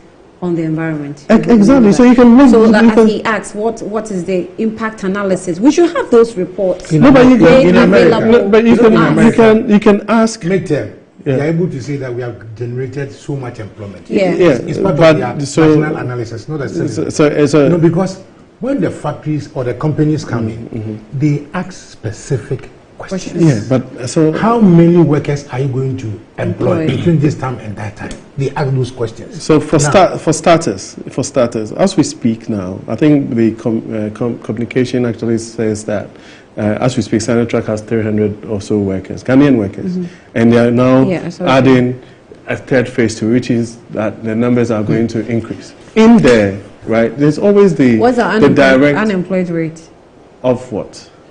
What's our unemployed rate currently? No, but statistical services will be able to give you an up-to-date record of that. But I'm saying that if you won't have one entity or one organization being able to solve all your unemployment challenges. I'm not but saying once you have that entity doing direct employment, there's also the indirect ones that comes with it, which is other people. But do you appreciate the fact that if we have done our cost-benefit analysis and we've done our impact analysis, we should be able to even dictate to them that we expect that your company, for what we have calculated, they should employ this number of people, we should benefit this amount from you, we should get this, we should get that, we should be able to dictate to them that this is what we are entitled to. So those, I'm not saying that they are irrelevant, but what I'm saying is that those are what goes into the technical proposal that will be presented by Sinotrack. Yeah, but that will go to you know that. Can I finish? After 6 years of implementing this, yes, without knowing the technical details, its social impact. No, but should so, have been felt. No, but that is up to that social impact.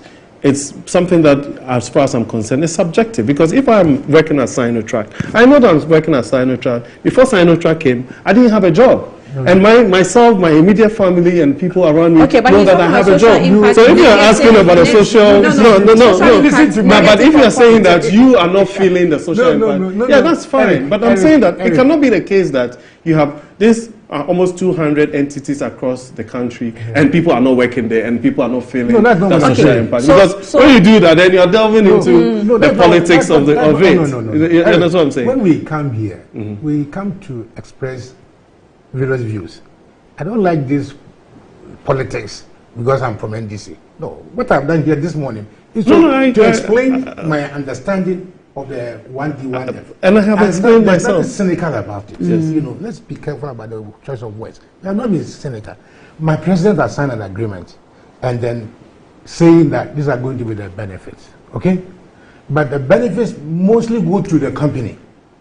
As a Ghanaian, I have a right to ask, sir, what is the need for us? Yeah. Okay? Because we have seen companies in this country giving such facilities who go to the communities they have located and start even fighting the communities. Okay, so for the sake of time, let's pay some attention to our brothers and sisters whose lives are on the line. Now, but to wrap off with this, let me just give you the distribution charts, pie chart, as government provided when it comes to the sectorial distribution of 1D1F projects. So the pie chart says that. Can I see that? I'll let them project it, so they will show it to you. Because you can be.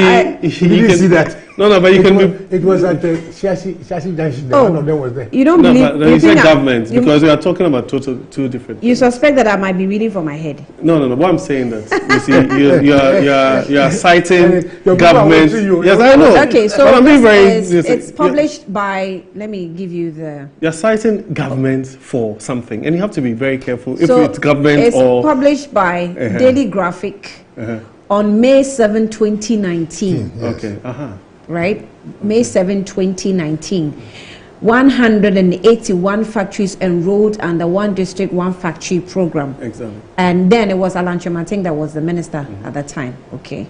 So the chart says, okay, if you can project the chart for me so that Eric will see. It says the agric sector is taking 4%, agriculture taking 4%. 13% is others. It didn't indicate.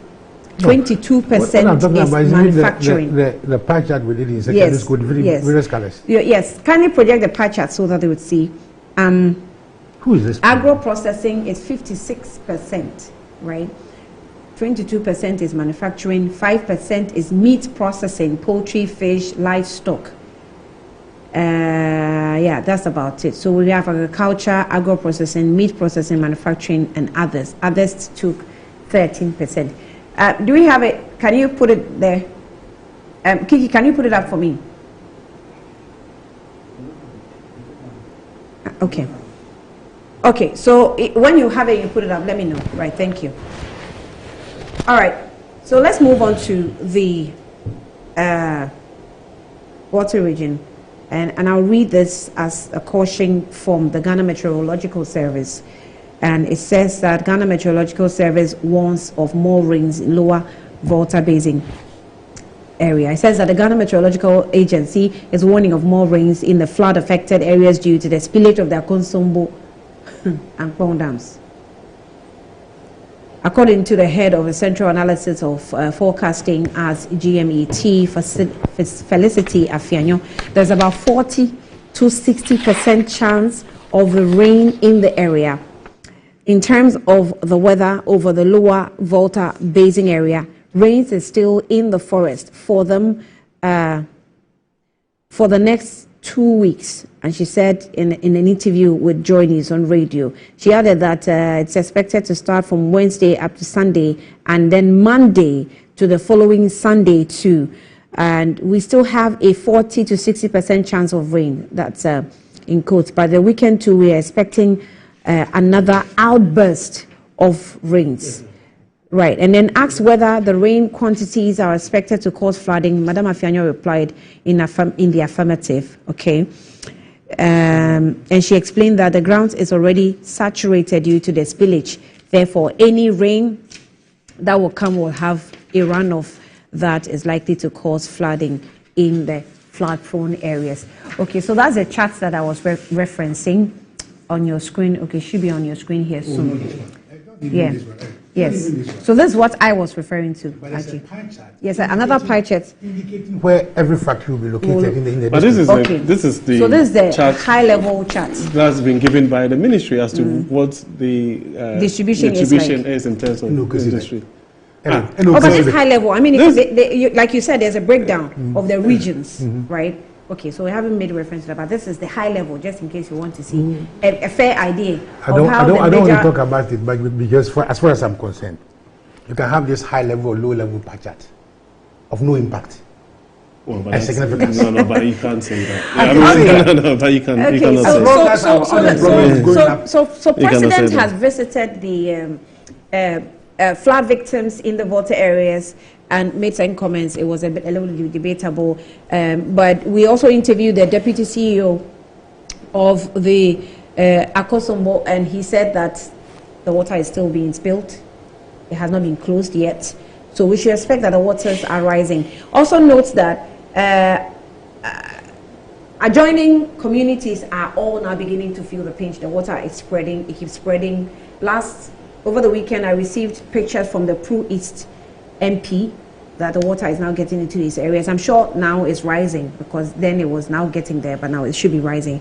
And some communities are now calling in to complain that the water is now coming. So note that I don't think that all that we're even making references to that it happened 60 years ago. I'm not sure that it's the same. I think the magnitude this time is super, so that's it. I've had this question on my mind, Eric. I want to ask.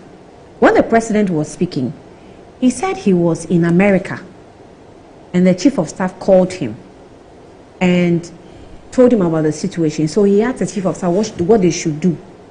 And they planned, and then he decided to come and visit.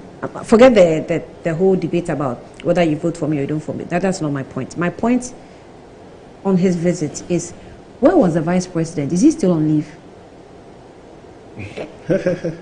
Well, I mean, the president was there. The president holds supreme when it comes to these matters. Now, in this conversation, I think that it's very important to also empathize with the people of that have been affected. this matter, so that, I mean, we will not digress and then be talking about things that are, as far as I'm concerned, will not really bring anything to the, if you like, to the plight that being, for the people that are being affected as we speak. What happened is things that, I mean, I believe that even though there's a certain human component to it, the truth of the matter is that VRA as an entity is supposed to make sure that the integrity of the dam is protected, and people have to be evacuated probably well ahead of time. But you know how these things happen. Sometimes people even feel that it is not going to be as grave as is being announced, and it's happened. It's a humanitarian issue. We have to fix it. We have to get to the bottom of the issues and make sure that as we speak today, the people would have some kind of like basic necessities given to them, so that they'll be able to survive. Whilst as we wait for the water to subside, we'll be able to also figure out how to be able to get them to go back to their normal lives, like the president indicated. Now, the moment you try to create a situation between president, chief of staff, vice president, it looks like we are digressing, because our constitution is very clear. I'm digressing from what to what? No, I'm saying that, I mean, so you were asking me where the vice president was. The vice president is it's a legitimate question right? to ask. And at the end of the day... Eric. No, can I finish? Can I finish? Okay, yes, you can finish, but it is a legitimate question. Legitimate the question. President in June gave us, the Vice President in June gave us a notification that he has accumulated leave for over 6 years. Mm-hmm. So he was taking that together and used that to campaign. I expected that in this disaster, I expected to see the Vice President in action. What my knowledge doesn't have is whether or not his accumulated leave has ended, right? So I want answers to it, because he is the one that I expect that if the president is not there, he takes responsibility. He is next before even the chief of staff or the speaker of parliament. Do you understand? But the president says, I was in America. In fact, his comment was very impactful. I was in America when they called me and they told me the situation, which of course I expect that he should be told. But that doesn't mean that in his absence, no one can act. Yeah, but we have by constitution, in his absence, someone can act in his place. If I'm vice president and there's a disaster of this nature and I'm even on leave, I'm not done exhausting my leave, right? And I see this, I will be worried.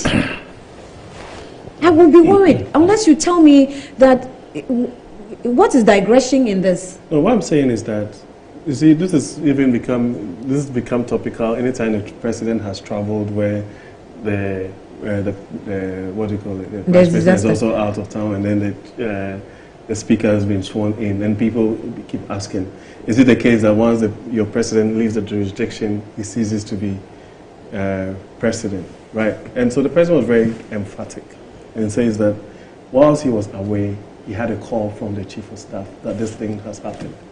Now, the presidency, as we speak, would definitely coordinate these activities. And the activities was that an inter-ministerial committee was supposed to be put together, right, to find ways to mitigate the challenges that are being faced right now. And then, lo and behold, the president himself comes into town and visits the areas that have been affected by that. There are all sorts of, if you like, background stuff that goes into some of these arrangements in terms of putting the team together, coordination, finding how you can even operationalize the relief efforts, NADMO, the police, the military. As we speak here, I think it's the 64 Engineers Regiment, right? Is that what it's called? Actively on the ground. And 48 Engineer Regiment. Sorry, 48. 64 is the Rollins architecture. That defended, that defended and No, I didn't say anything bad. Yeah, that's what I'm saying. 64 defended and protected Ghana. Add that. No, I'm just saying. I mean, come on, you're taking it too seriously. You know, I'm not like that. I'm not mischievous like that. I just. But 48 also protected. Yeah, but why if you make a genuine mistake, then I made a mistake. But that was what's top of mind. You know, as a student of politics, you know, the top of mind as a young kid, all that I would hear was 64. Right, and so for me, I think that is what is important, right? We have to be very, careful when we talk about these things in terms of, these are human beings, these are people who have had their lives and even their livelihoods affected. And then let's focus on that. When it comes to the other, asides, we can always, for me, I think we can always do that. Now, what's important is that I've been listening to some of the commentary, and my initial thought is even the sort of support that is coming from private individuals and some of your other radio stations and TV stations have actually gone into overdrive in terms of garnering support for people. I've got friends who are also even from that part, some of them even not from that part, who are on various platforms that I'm on, that are asking for, support, and all of us are actually chipping in. I mean, I'm not one of those people who come and say, oh, this is what I have done personally, but all of these things for me, I think that speaks to... The committee says it is considering the calls for emergency, to declare this as a state of emergency. I mean, so, you know, again, Uncle, I think you can help it. Calling a state of emergency, it's also one of those things that you have to be sometimes very careful, because then what it means is that at that particular point, almost everything that is constitutional ceases, and it's almost like you have to be careful. I mean, this is an emergency situation. It's clear, but calling a state of emergency also requires other considerations in terms of security, in terms of all of these things. And I don't know if we've gotten there yet. I mean, the experts will probably be able to say that. When will you consider? We need to add. When will you consider that we need to act in earnest and with urgency. That one I agree. As to if, as we speak today, having a state of emergency would make any significant changes, I will not be able to say. I mean, those ones, the experts will be able to say that. The most important thing is to make sure that we are actually preserving the lives of the people. We'll come to issues to the livelihood and all of those things, you know, because it's a major, even health challenge. I mean, if you look at the graphics headline, we're talking about all sort of things, cholera and all the diseases, because the interesting and unfortunate aspect of it is that cemeteries and public toilets and all of these places have been taken over by the water, right? So it's not just a small matter, right? And sometimes when these things happen, then what it means is that we need to, focus all our energies on trying to find solutions to mitigate it. I mean, the public health system in our country should be up and doing as we speak, so that we can even forestall any potential the Volta region is also a food basket area. Exactly. So what do you want to see first before you declare a state of emergency?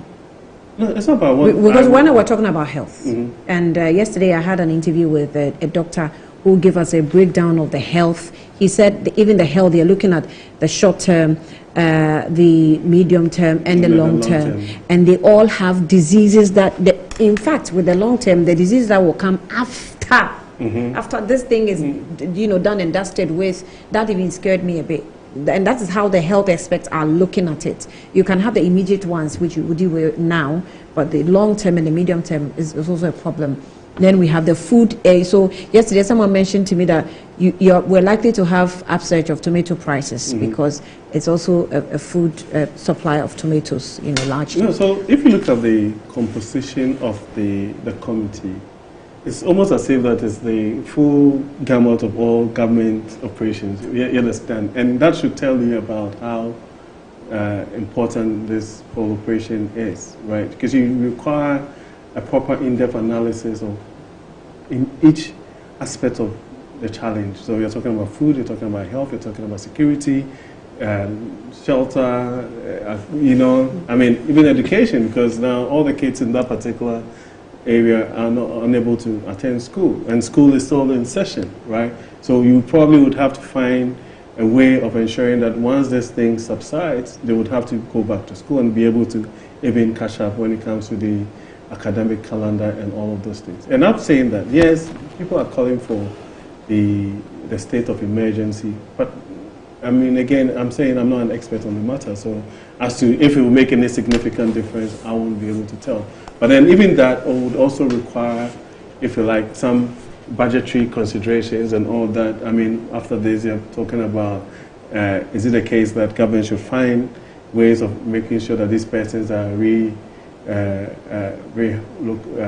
relocated, and what are the long-term strategies for this? I'm not an engineer, but the first thing that came to mind was that, I mean, it's very likely that this thing might happen again, right? Mm-hmm. Because we are not, I mean, we don't control the environmental factors when it comes to raining and all that. Is it the case that we can go back to this whole system of having these small micro dams along the area where, I mean, it will still serve the purpose as of generating electricity, and also, I mean, if that was the case, maybe the severity of this thing probably wouldn't be the same. So I was listening to the deputy CEO, yeah, and actually indicates that if unfortunately if the dam is breached, this water will get all the way to Tema.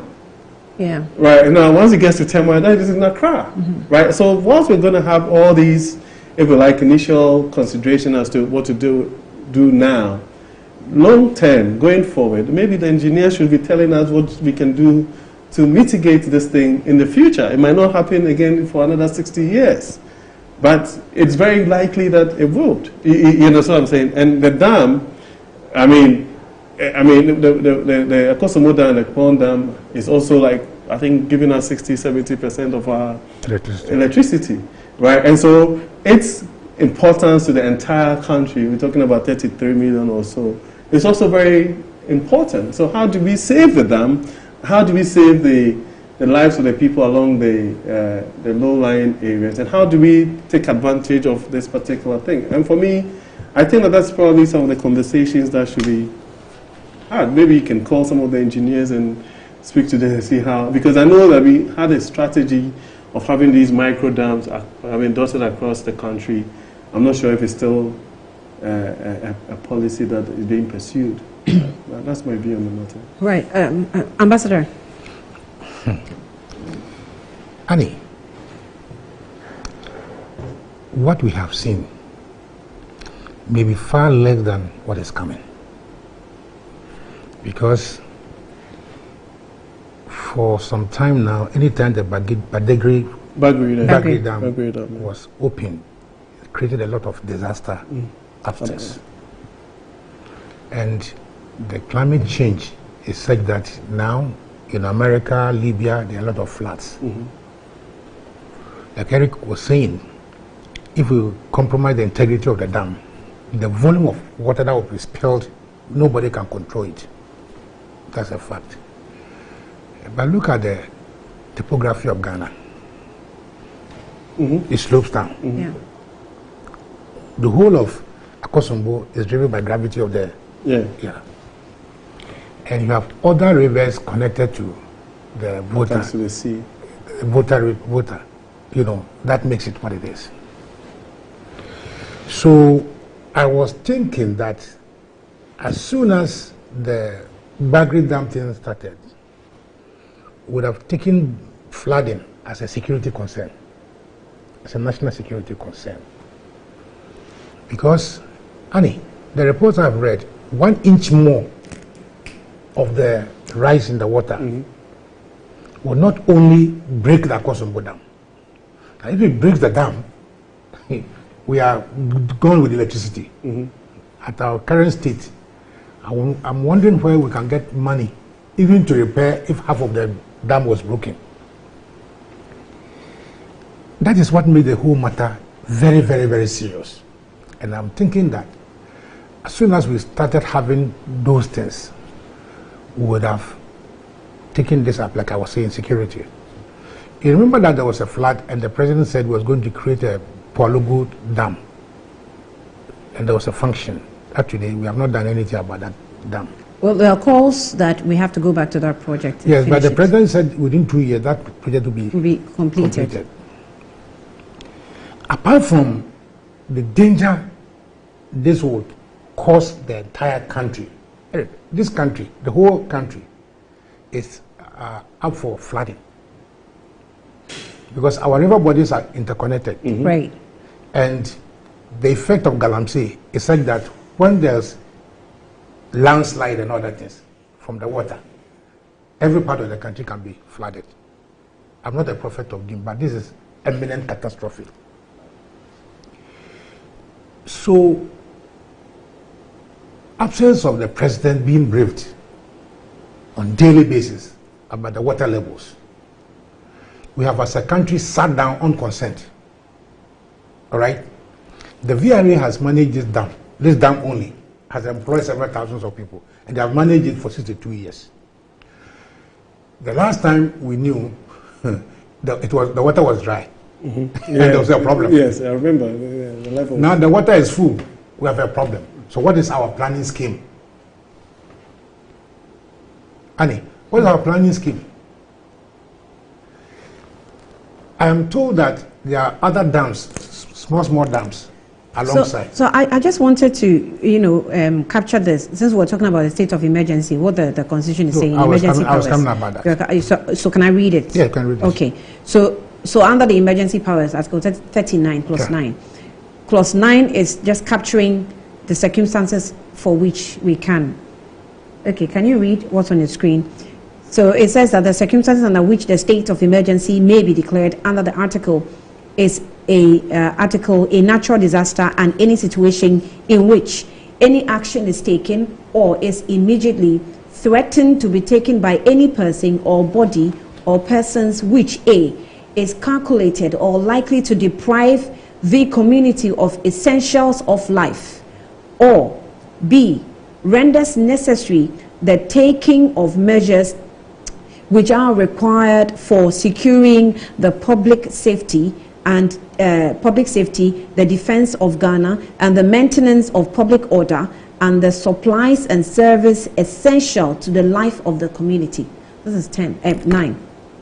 So I'll leave it there. Annie, so I am wondering what type of briefing our president have been receiving in connection with this rising waters, because its impact, like the two of us agreed, is going to be very dire on the country.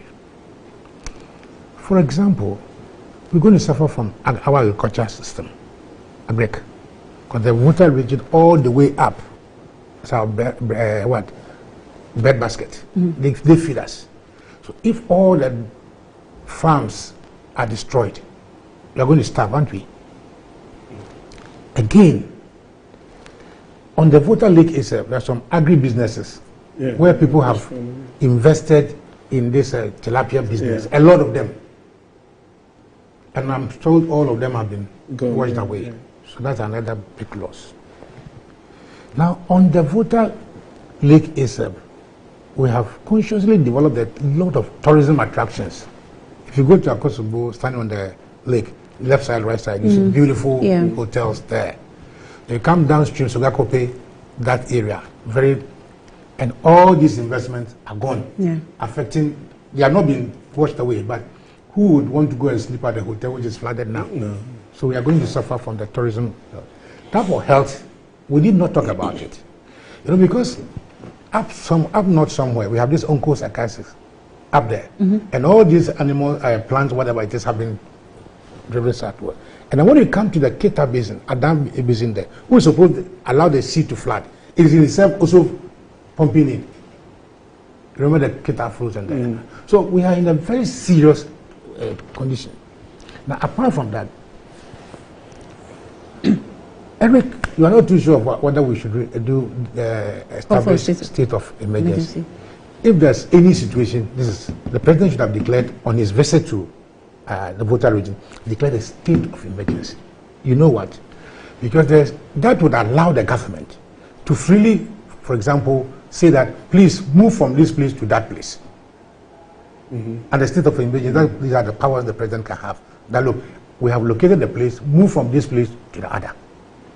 There are certain decisions that can also only be taken by the state assemblies. Okay? But under this circumstance, the president can say, no, let us slow down the power of the assemblies and then take decisions like that. So the 31(1) says that emergency powers, the president may, acting in accordance with the advice of Council of State by the proclamation published in the Gazette, declare that state of emergency exists in Ghana or in any part of Ghana for the purposes of the provision of this constitution. Yes. So, for example, there couldn't have been a budget for this emergency, but under that, the president can order the finance minister. Yeah, but that's why it's an emergency. Yeah. You know, so there is the need, imperative need, for the declaration of state of emergency. How many people are involved? 26,000 plus, and it threatens to add more. Right. You know, so there can be no delay in establishing the state of emergency. Now, the committee that has been established, I call them the Noah's Ark Committee. You know Noah? Noah. I was thinking same way. Noah's Ark Committee. When Noah was advised by God, he prepared. So I started my submission by saying that, look, if the president was receiving those briefings and the thing has moved from, you know, Eric, those days when we were young, graphic used to publish the levels of the water. Yeah, because it was terrible. It was terribly low. So now it has gone to the middle. It has passed the middle. It is going up, and we didn't take any decision. No, I said that when we sent pastors to go and pray, that was, we didn't prepare for the wrath of blessings that was going to hit us. You know, now the thing has happened. Then you establish the Noah's Ark Committee. Everybody is involved. Everybody is involved. Now, the little money that should go to redeeming these people will be spent on the committee. By the end of the day, we will look at the budget that has been used by this committee. Speculation. What are they going to do? And what are they going to do? All we need is we have the disaster management committee. What disaster management? NADMO. This is the time to strengthen it. The Minister for Sanitation, is he a sanitation expert? But on being the committee, what is he going to do? Every situation, that's why we call you people who do go to church, we call it seasons, times and seasons. Not so. This committee should have been set before. This Noah's Ark Committee should have been set before when when the warnings started coming. So Volta VRE says that it issued the warning in May and told the people, according to the deputy CEO, and told the people that they may spill. And this May I'm talking about, not in month though. In May, as in condition. May, June, July, they sent it in May. They sent the earlier notice in May and told them that it's likely they might spill. But it was not confirmed. The confirmation came in September. Yeah, but you see, you are dealing with predominantly rural community. Okay, who did they address the letters to? This local assembly. Local assemblies. Right. And expected that everybody. I asked a question about if MPs got to know. So not to even, justify anything. I think about 2 months ago, I was actually in, Akosumbo? And on one of their local stations, that was 2 months, so it must be end of August or something like that. We're actually talking about this thing, and I think there was a chief who had been called, and then one of the assembly members also discussing this thing. The situation. The situation. So that was before the. So they didn't get to. So they didn't get to high level. No, but that's what I'm saying. That what it is that, see, these things are things where sometimes we all feel that, oh, it will not even get to that level. Do you understand what I'm saying? Because apparently there have been communiques that have been issued and all of those things, right? And to get to the point where now people are displaced will be that, I mean, as far as you're concerned, people are not feeling that we'll get to this point. No. What is important for me is that the NADMO, like you're saying, and the other agencies that are responsible will make sure that these people are not affected unduly. Because really, in truth... Time is good. Let me finish. Okay, finish. Yeah. You see, if the president received the briefings, the VRA Deputy Managing Director, who is saying that they issue communique, they know that in their previous spillages, they did serious community sensitization. Okay. Now, you are a communicator. You know that if you communicate, there must be an effect. Feedback. Feedback and effect. Because you are telling the Ghanaians this is what they must do. And this is what you should do. Yeah. And this is what they should, and how they should do it. If you do it and there's an effect, then the communication is complete and the feedback will come to you. With this communication, the effect is the flood. So was the communication effective? Now let me come to my very good friend Bawumia. Eric, nothing justifies his absence from the place. Nothing. On the basis that he's on leave or he's campaigning. You have been in Britain and other countries. Anytime there's an emergency, even if the president or the vice president is on outside the country, immediately they employees there and see them. Remember the last time there was a flood in California or somewhere? Biden had not gone there for about a week, and that caused his ratings low because of not going there. It is a mistake, and never to be forgiven mistake, that the vice president never visited the place. You are seeking to be the president of this country. You put your campaign over and above that of people's disaster. And that is unpardonable. Annie, I don't want to talk about the president's communication at the place. I don't. Okay, then don't. Because it's so annoying. The president's communication is so annoying. These are your people being inundated with floods. These are your people. Without exception, you are the president of this country. Not so. So what he said, why is our president always about votes? Anyway, if you talk about votes, let me also talk about votes. Okay, you said you want to talk about this lowest art committee. I mean, well, I'm hearing some analysis that, well, he's been hearing things, people are saying things. It's almost important that he mentions... Annie, please, there are levels. Okay? There are levels of communication. You're hearing things. Who never hears things? We all hear things. But your emotional intelligence in managing what you hear is very, very important. So you go to stand in front of people who you have heard that they are not talking favorably about you and your government. And these are some historical perspectives. You understand? It is not once, twice.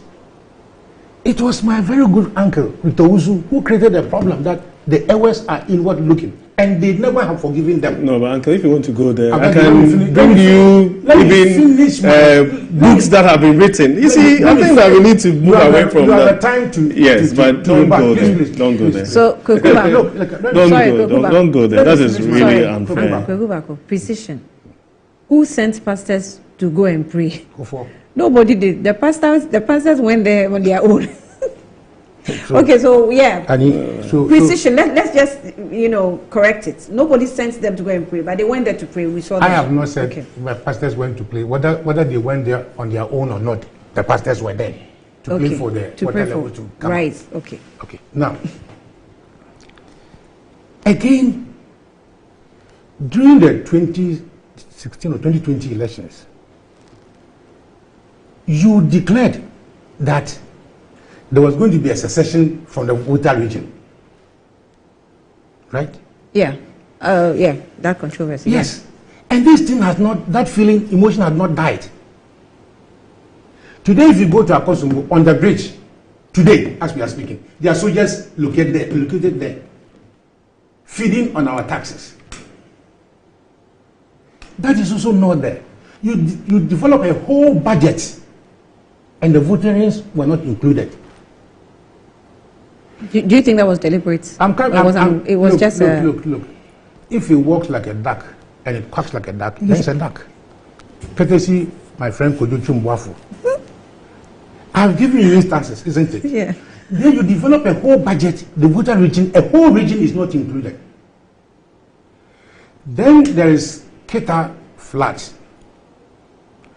Your boyfriend, Afenyo Markin, decided that he would take a picture from... Wait. Precision. Let me borrow from Goku Bako. With my wife, me. Are you very... You like him so much. Oh. Okay.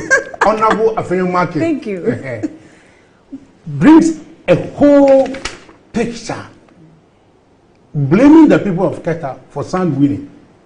But then he forgot to look at the number of the vehicle. He forgot to look at the environment, that it was red sand. Keta didn't have red sand. Eventually, he came to apologize. He apologized, yeah. All right. From the things I have catalogued, the president's emotional intelligence will tell him that, look, this is not the place to make such jokes. Standing and seeing the volumes of water around the people, this is not, if it's a joke, it was a deadly joke. Right? Then, president said he was in America. In his absence, who acts? Vice president. Vice president. He's on leave. Oh, the vice president cannot be on leave when the president is not here. Oh, he took his leave, his accumulated leave before the president traveled. To do what? To campaign. Okay. He announced it. I mean, okay. his handlers announced it. Agreed. The people you are seeking to become the president over, 26,000 of them are under the water. Annie, can't use this company, when you are leave, can't they recall you when there's an emergency? You can. Yes. In fact, sometimes you can opt to even come and help because it's your company. When there was that Apiati explosion, in any case, Apiati company, that the explosion. That exploded. Whose company is that which exploded? Whose company is that? I'm wondering and I'm asking the response. As soon as that explosion took place, Vice President was there, this president was there, this was there. And I don't know what punishment you have even given to that company. There was let me just retrieve it. There was some penalties. Penalties. Yes. Yeah. Yes. But did you see the mobilization, the national mobilization towards that? As to whether they have even fulfilled it? No. I mean, if you are a friend of the vice president, tell him that his friend Sampiyale tells him that this what he did is an unpardonable mistake. Tell him that his friend Sampiyale said this is unpardonable mistake. You are seeking to come and rule the people, and the people are in trouble. You don't care about them. No, but I think that's a very unfair. To you it's unfair, but for me it's very, very fair. And but the point is that you're doing politics by trying to draw the vice president into this matter. Well, the president did politics when he went there. No. But I'm very careful. Decided that. Can I finish, please? Because you asked me a question. I'm not taking his time. He asked me to send a message to somebody, and I have to tell him what I think. Let me conclude. I'm one of those. As my vice president. Yes. As my vice president, it is not the MPP vice president, though. That's the mistake people make. That's why you come to defend even the indefensible. I'm saying that as my vice president, in line with the protocols established with these responses, if the president, it doesn't have to take the president and say, I was in America and I was called by the chief of staff. Where is the vice president? Excuse me. Today, there are so many things that have happened. He has not opened his mouth. He's only interested in his campaign, not interested in what happens before. Then what's the point being on leave? The point being on leave is when sometimes you yourself have said that sometimes you come in to help. You know, so I am thinking that as we concentrate, for the state of emergency, I've said that it should be immediately, so that the president or whatever it is, the lowest act committee can mobilize things. But we also need to look at and monitor what is happening, what is going to happen upon the warnings of the meteorological department. A friend of mine I called in the UK yesterday. He said, Sam, why did you bring this upon yourself? You know, this dam, this water body is divided into segments, not so I could say. So when you had the first warning, what you should have done was to evacuate, empty the pond or something down, empty it. Then as the water bodies rise and the others come into them. Come again. Go ahead. You see, as the water bodies, the first one is drained, you drain the second one. But as it is, we have all the three water bodies are full. Filled. And I said, oh, how come this common sense did not occur to us? As we speak today, now all the water bodies are full. I hear the tidal waves have also started. Yeah, actually, they have. And that is where, Eric, put the politics aside. That is my fear. I honestly don't know where we want to get to before we declare a state of emergency. I mean, thank goodness no one has lost their lives yet, but this is the time. I mean, I don't know where we want to... Already, Annie, already, do you see the Wager Dam? Yes. The Wager Dam. And the debris, the landslide that come. Do you see the floods in Accra? So if the floods in Accra join that of Tema, what are we doing?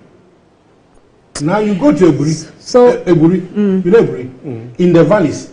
That was supposed to be the gauge for the water to run safely to the Odo. Now we have built across. Let me read this. Kweku Bako is back. He says that. Who sent? No, okay. I've read that one. I think Kweku agrees me. He said my text had nothing to do with anything said by Sam Piale. It was in response to what you said, which yes, I appreciated that. He may have alluded to that event. I suspect I was not watching then. That's when the pastors went to pray. That's what he was referring to.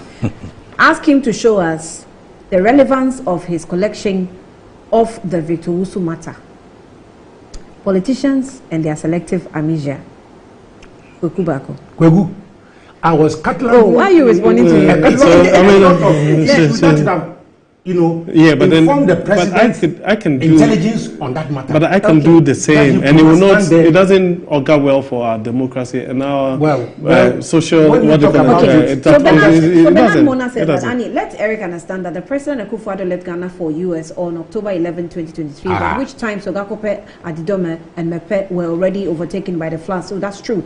So it's not true that he only learned of the situation when he was in the US. Well, that can't be true either. It's true. It's true. He may have left before hearing. Don't get that twisted. Precision, as people could see. So more so, what was the importance of the trip? The U.S. Institute for Peace is the equivalent of the Institute of Economic Affairs in Ghana. You say, okay, that's from. So let's go to Clement Apak says that the Minister of Health, the Ministers of Education and Health ought to be part of the committee to address the effects of the flooding, given that the thousands of pupils and students have been affected and the obvious health implications of the flood. These ministers must be included. What is the value of having ministers of environment and lands on the committee? They should be replaced by the education and health.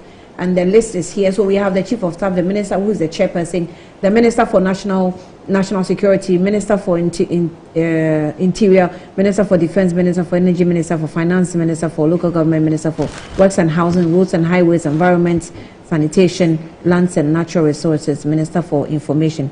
They're all there. Then Prosper says that Anidako Sombo Dam is an installation of national security concern. Are we getting the indication that national security and government was not briefed on the abnormal rate at which water levels were recorded? Somebody has to be dealt with then.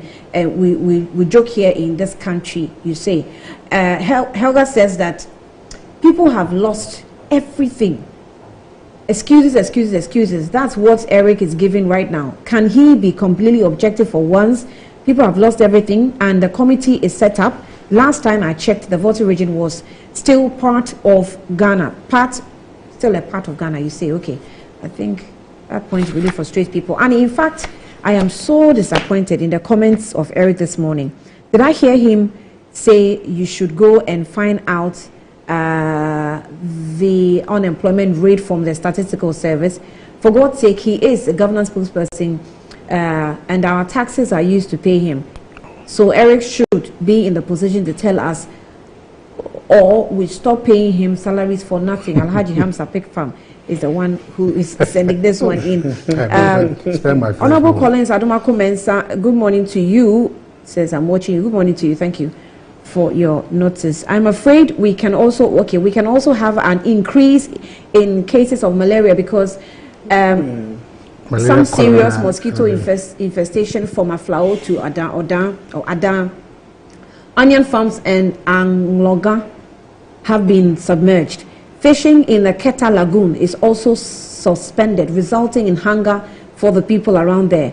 If the spillage continues, villages like Anyako, Seva, and surrounding areas will also require rescuing. The Volta River enters the lagoon at Anyanui. I hope the VRA and government is considering these areas too. This situation really requires a critical, technical analysis of the situation. No, the Noah Side Committee. Well, from Evans Dinko Gary says, Annie, please ask Eric if there is talking, if they are talking about democracy. The MPP Democratic Party, you see, the president gets it all wrong.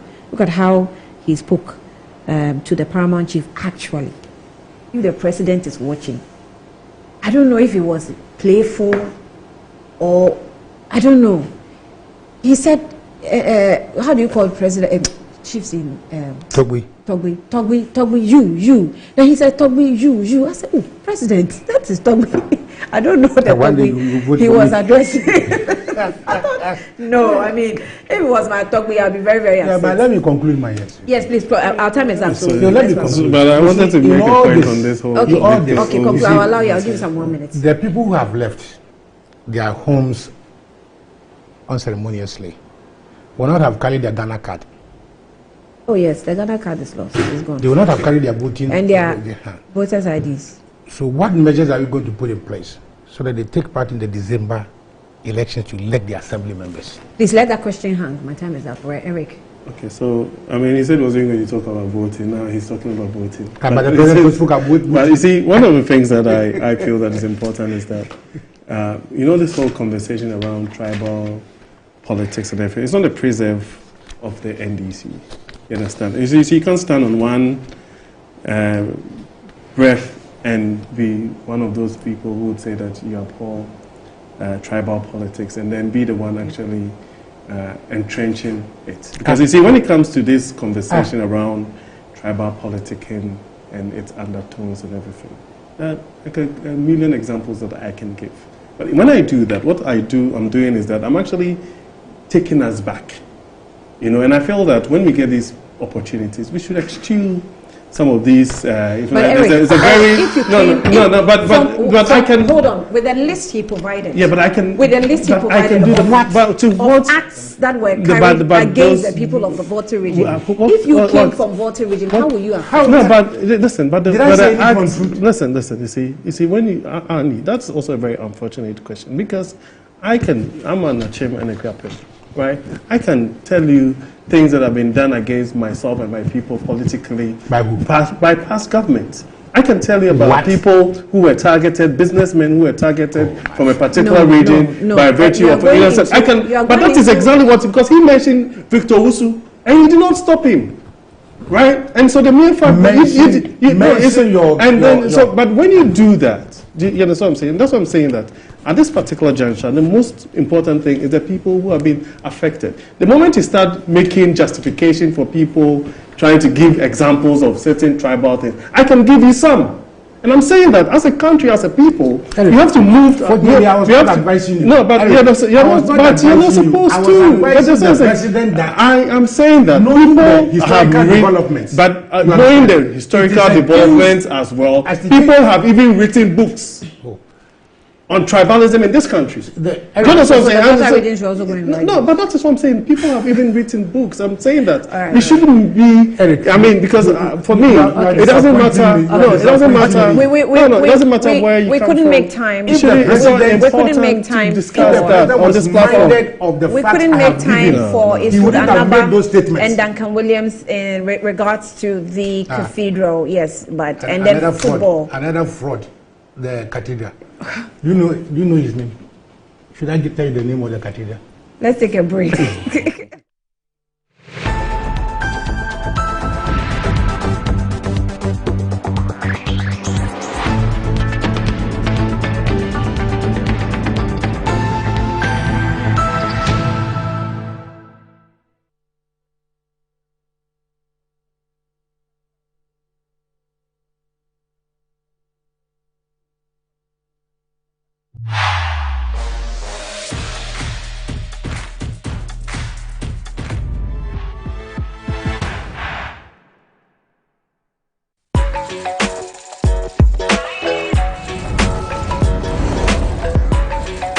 You are your own person, unique, one of a kind, special.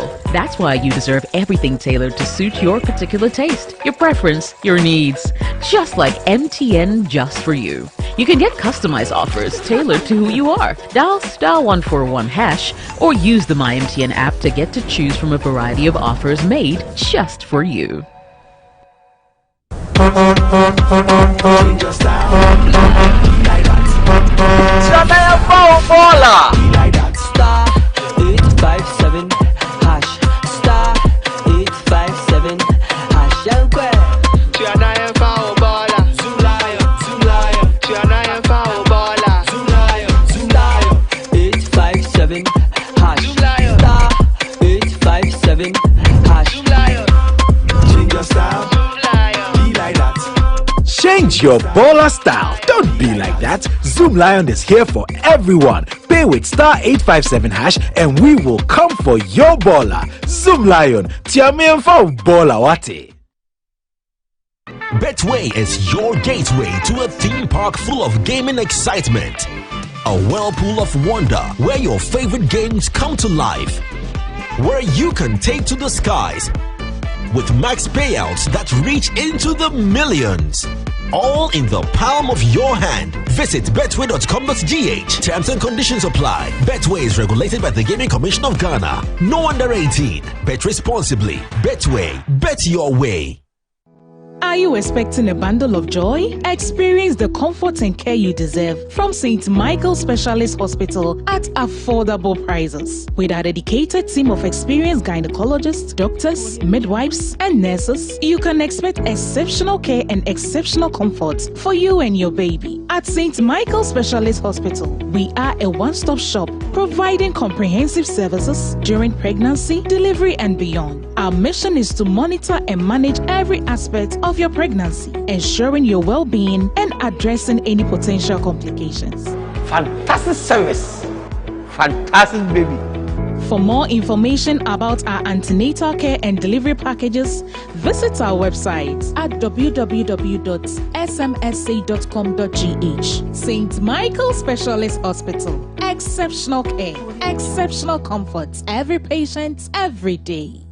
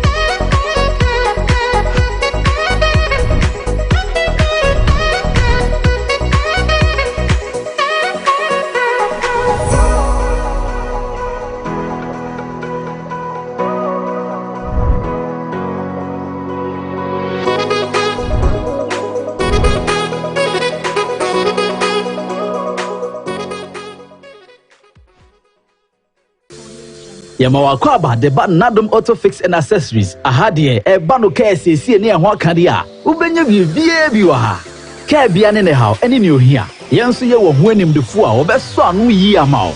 Nadum Auto Fix and Accessories, ye jume did ye. 24/7. Yes, engine, brake, battery, yes, a sour tie. Say bano car wash dia. Je wo abefun fidelity say steamer ye the whole car engine abra nsuo car engine nim ye san ye detailing metre say ye betwitwu car no mu ba bia ma o ye wi a ya san polish car na ma o kama enye we no munku ye san to car batteries tires rims any de keke kan Manadum Auto Fix and Accessories ema o car ensi ne dadem na nwu adwuma ma o hwehwe ye chira kwan wo dansoma na sorry dan ho a ene KFC bon hwanimu e won kran se wo information anansem bi se bia fresh 024-651-9369.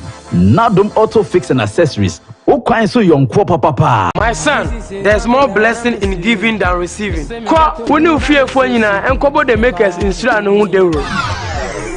The pneumatological aberration of the Lord revealed unto me this night that me and my household should go out into the world and bless the world. Makers Electronics Company Limited. Up to 67% discount. Our selected appliances. This is what I call quintessential immaculatability. The Makers Electronics Company Limited. Taifa Burkina Highway. Amasama Zongo Junction. K Pharmacy Dining. Oyer Fateman Boga Junction. Ashaman Valco Flat. Kumasi. Ahinema Kokobin. Asafu Bwachi Hospital Junction. Number 9 Market. Tell mom and dad about the Makers Blessing Attack program. From 0552 222 253 and 0552 222 254. Terms and conditions apply. The same got to moon, I'm a sissy.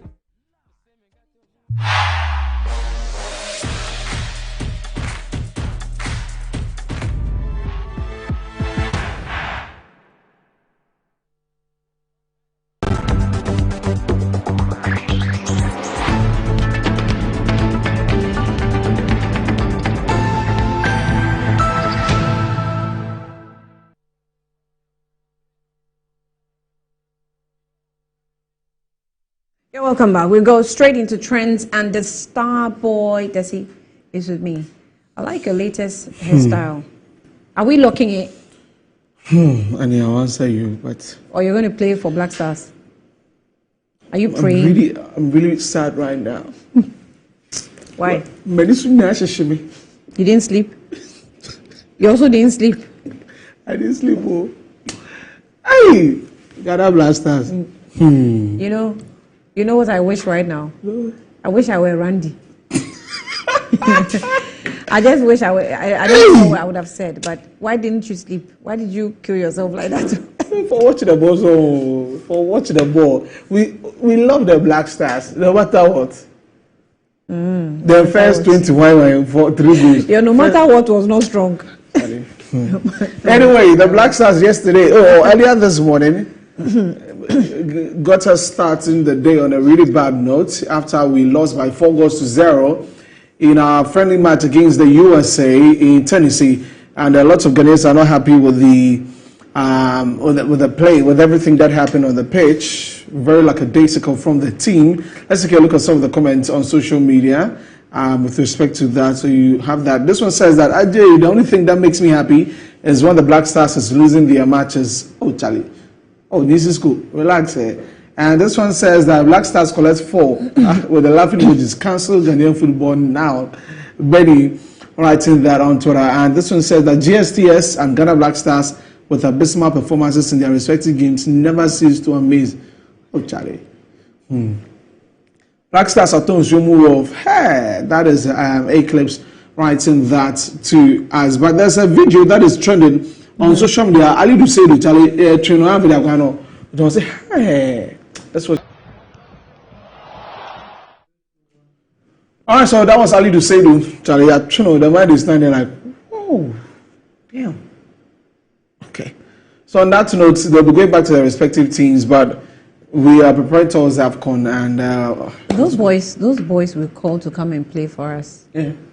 Do they have any sense of patriotism in them? That one, yeah, I can't tell one. Oh, I should ask Doc. If Doc tells Probably said he plays well for Clermont Foot, but I don't know why. Anyway, so we lost yesterday in the crack round. Yesterday, we heard of the resignation. MTN.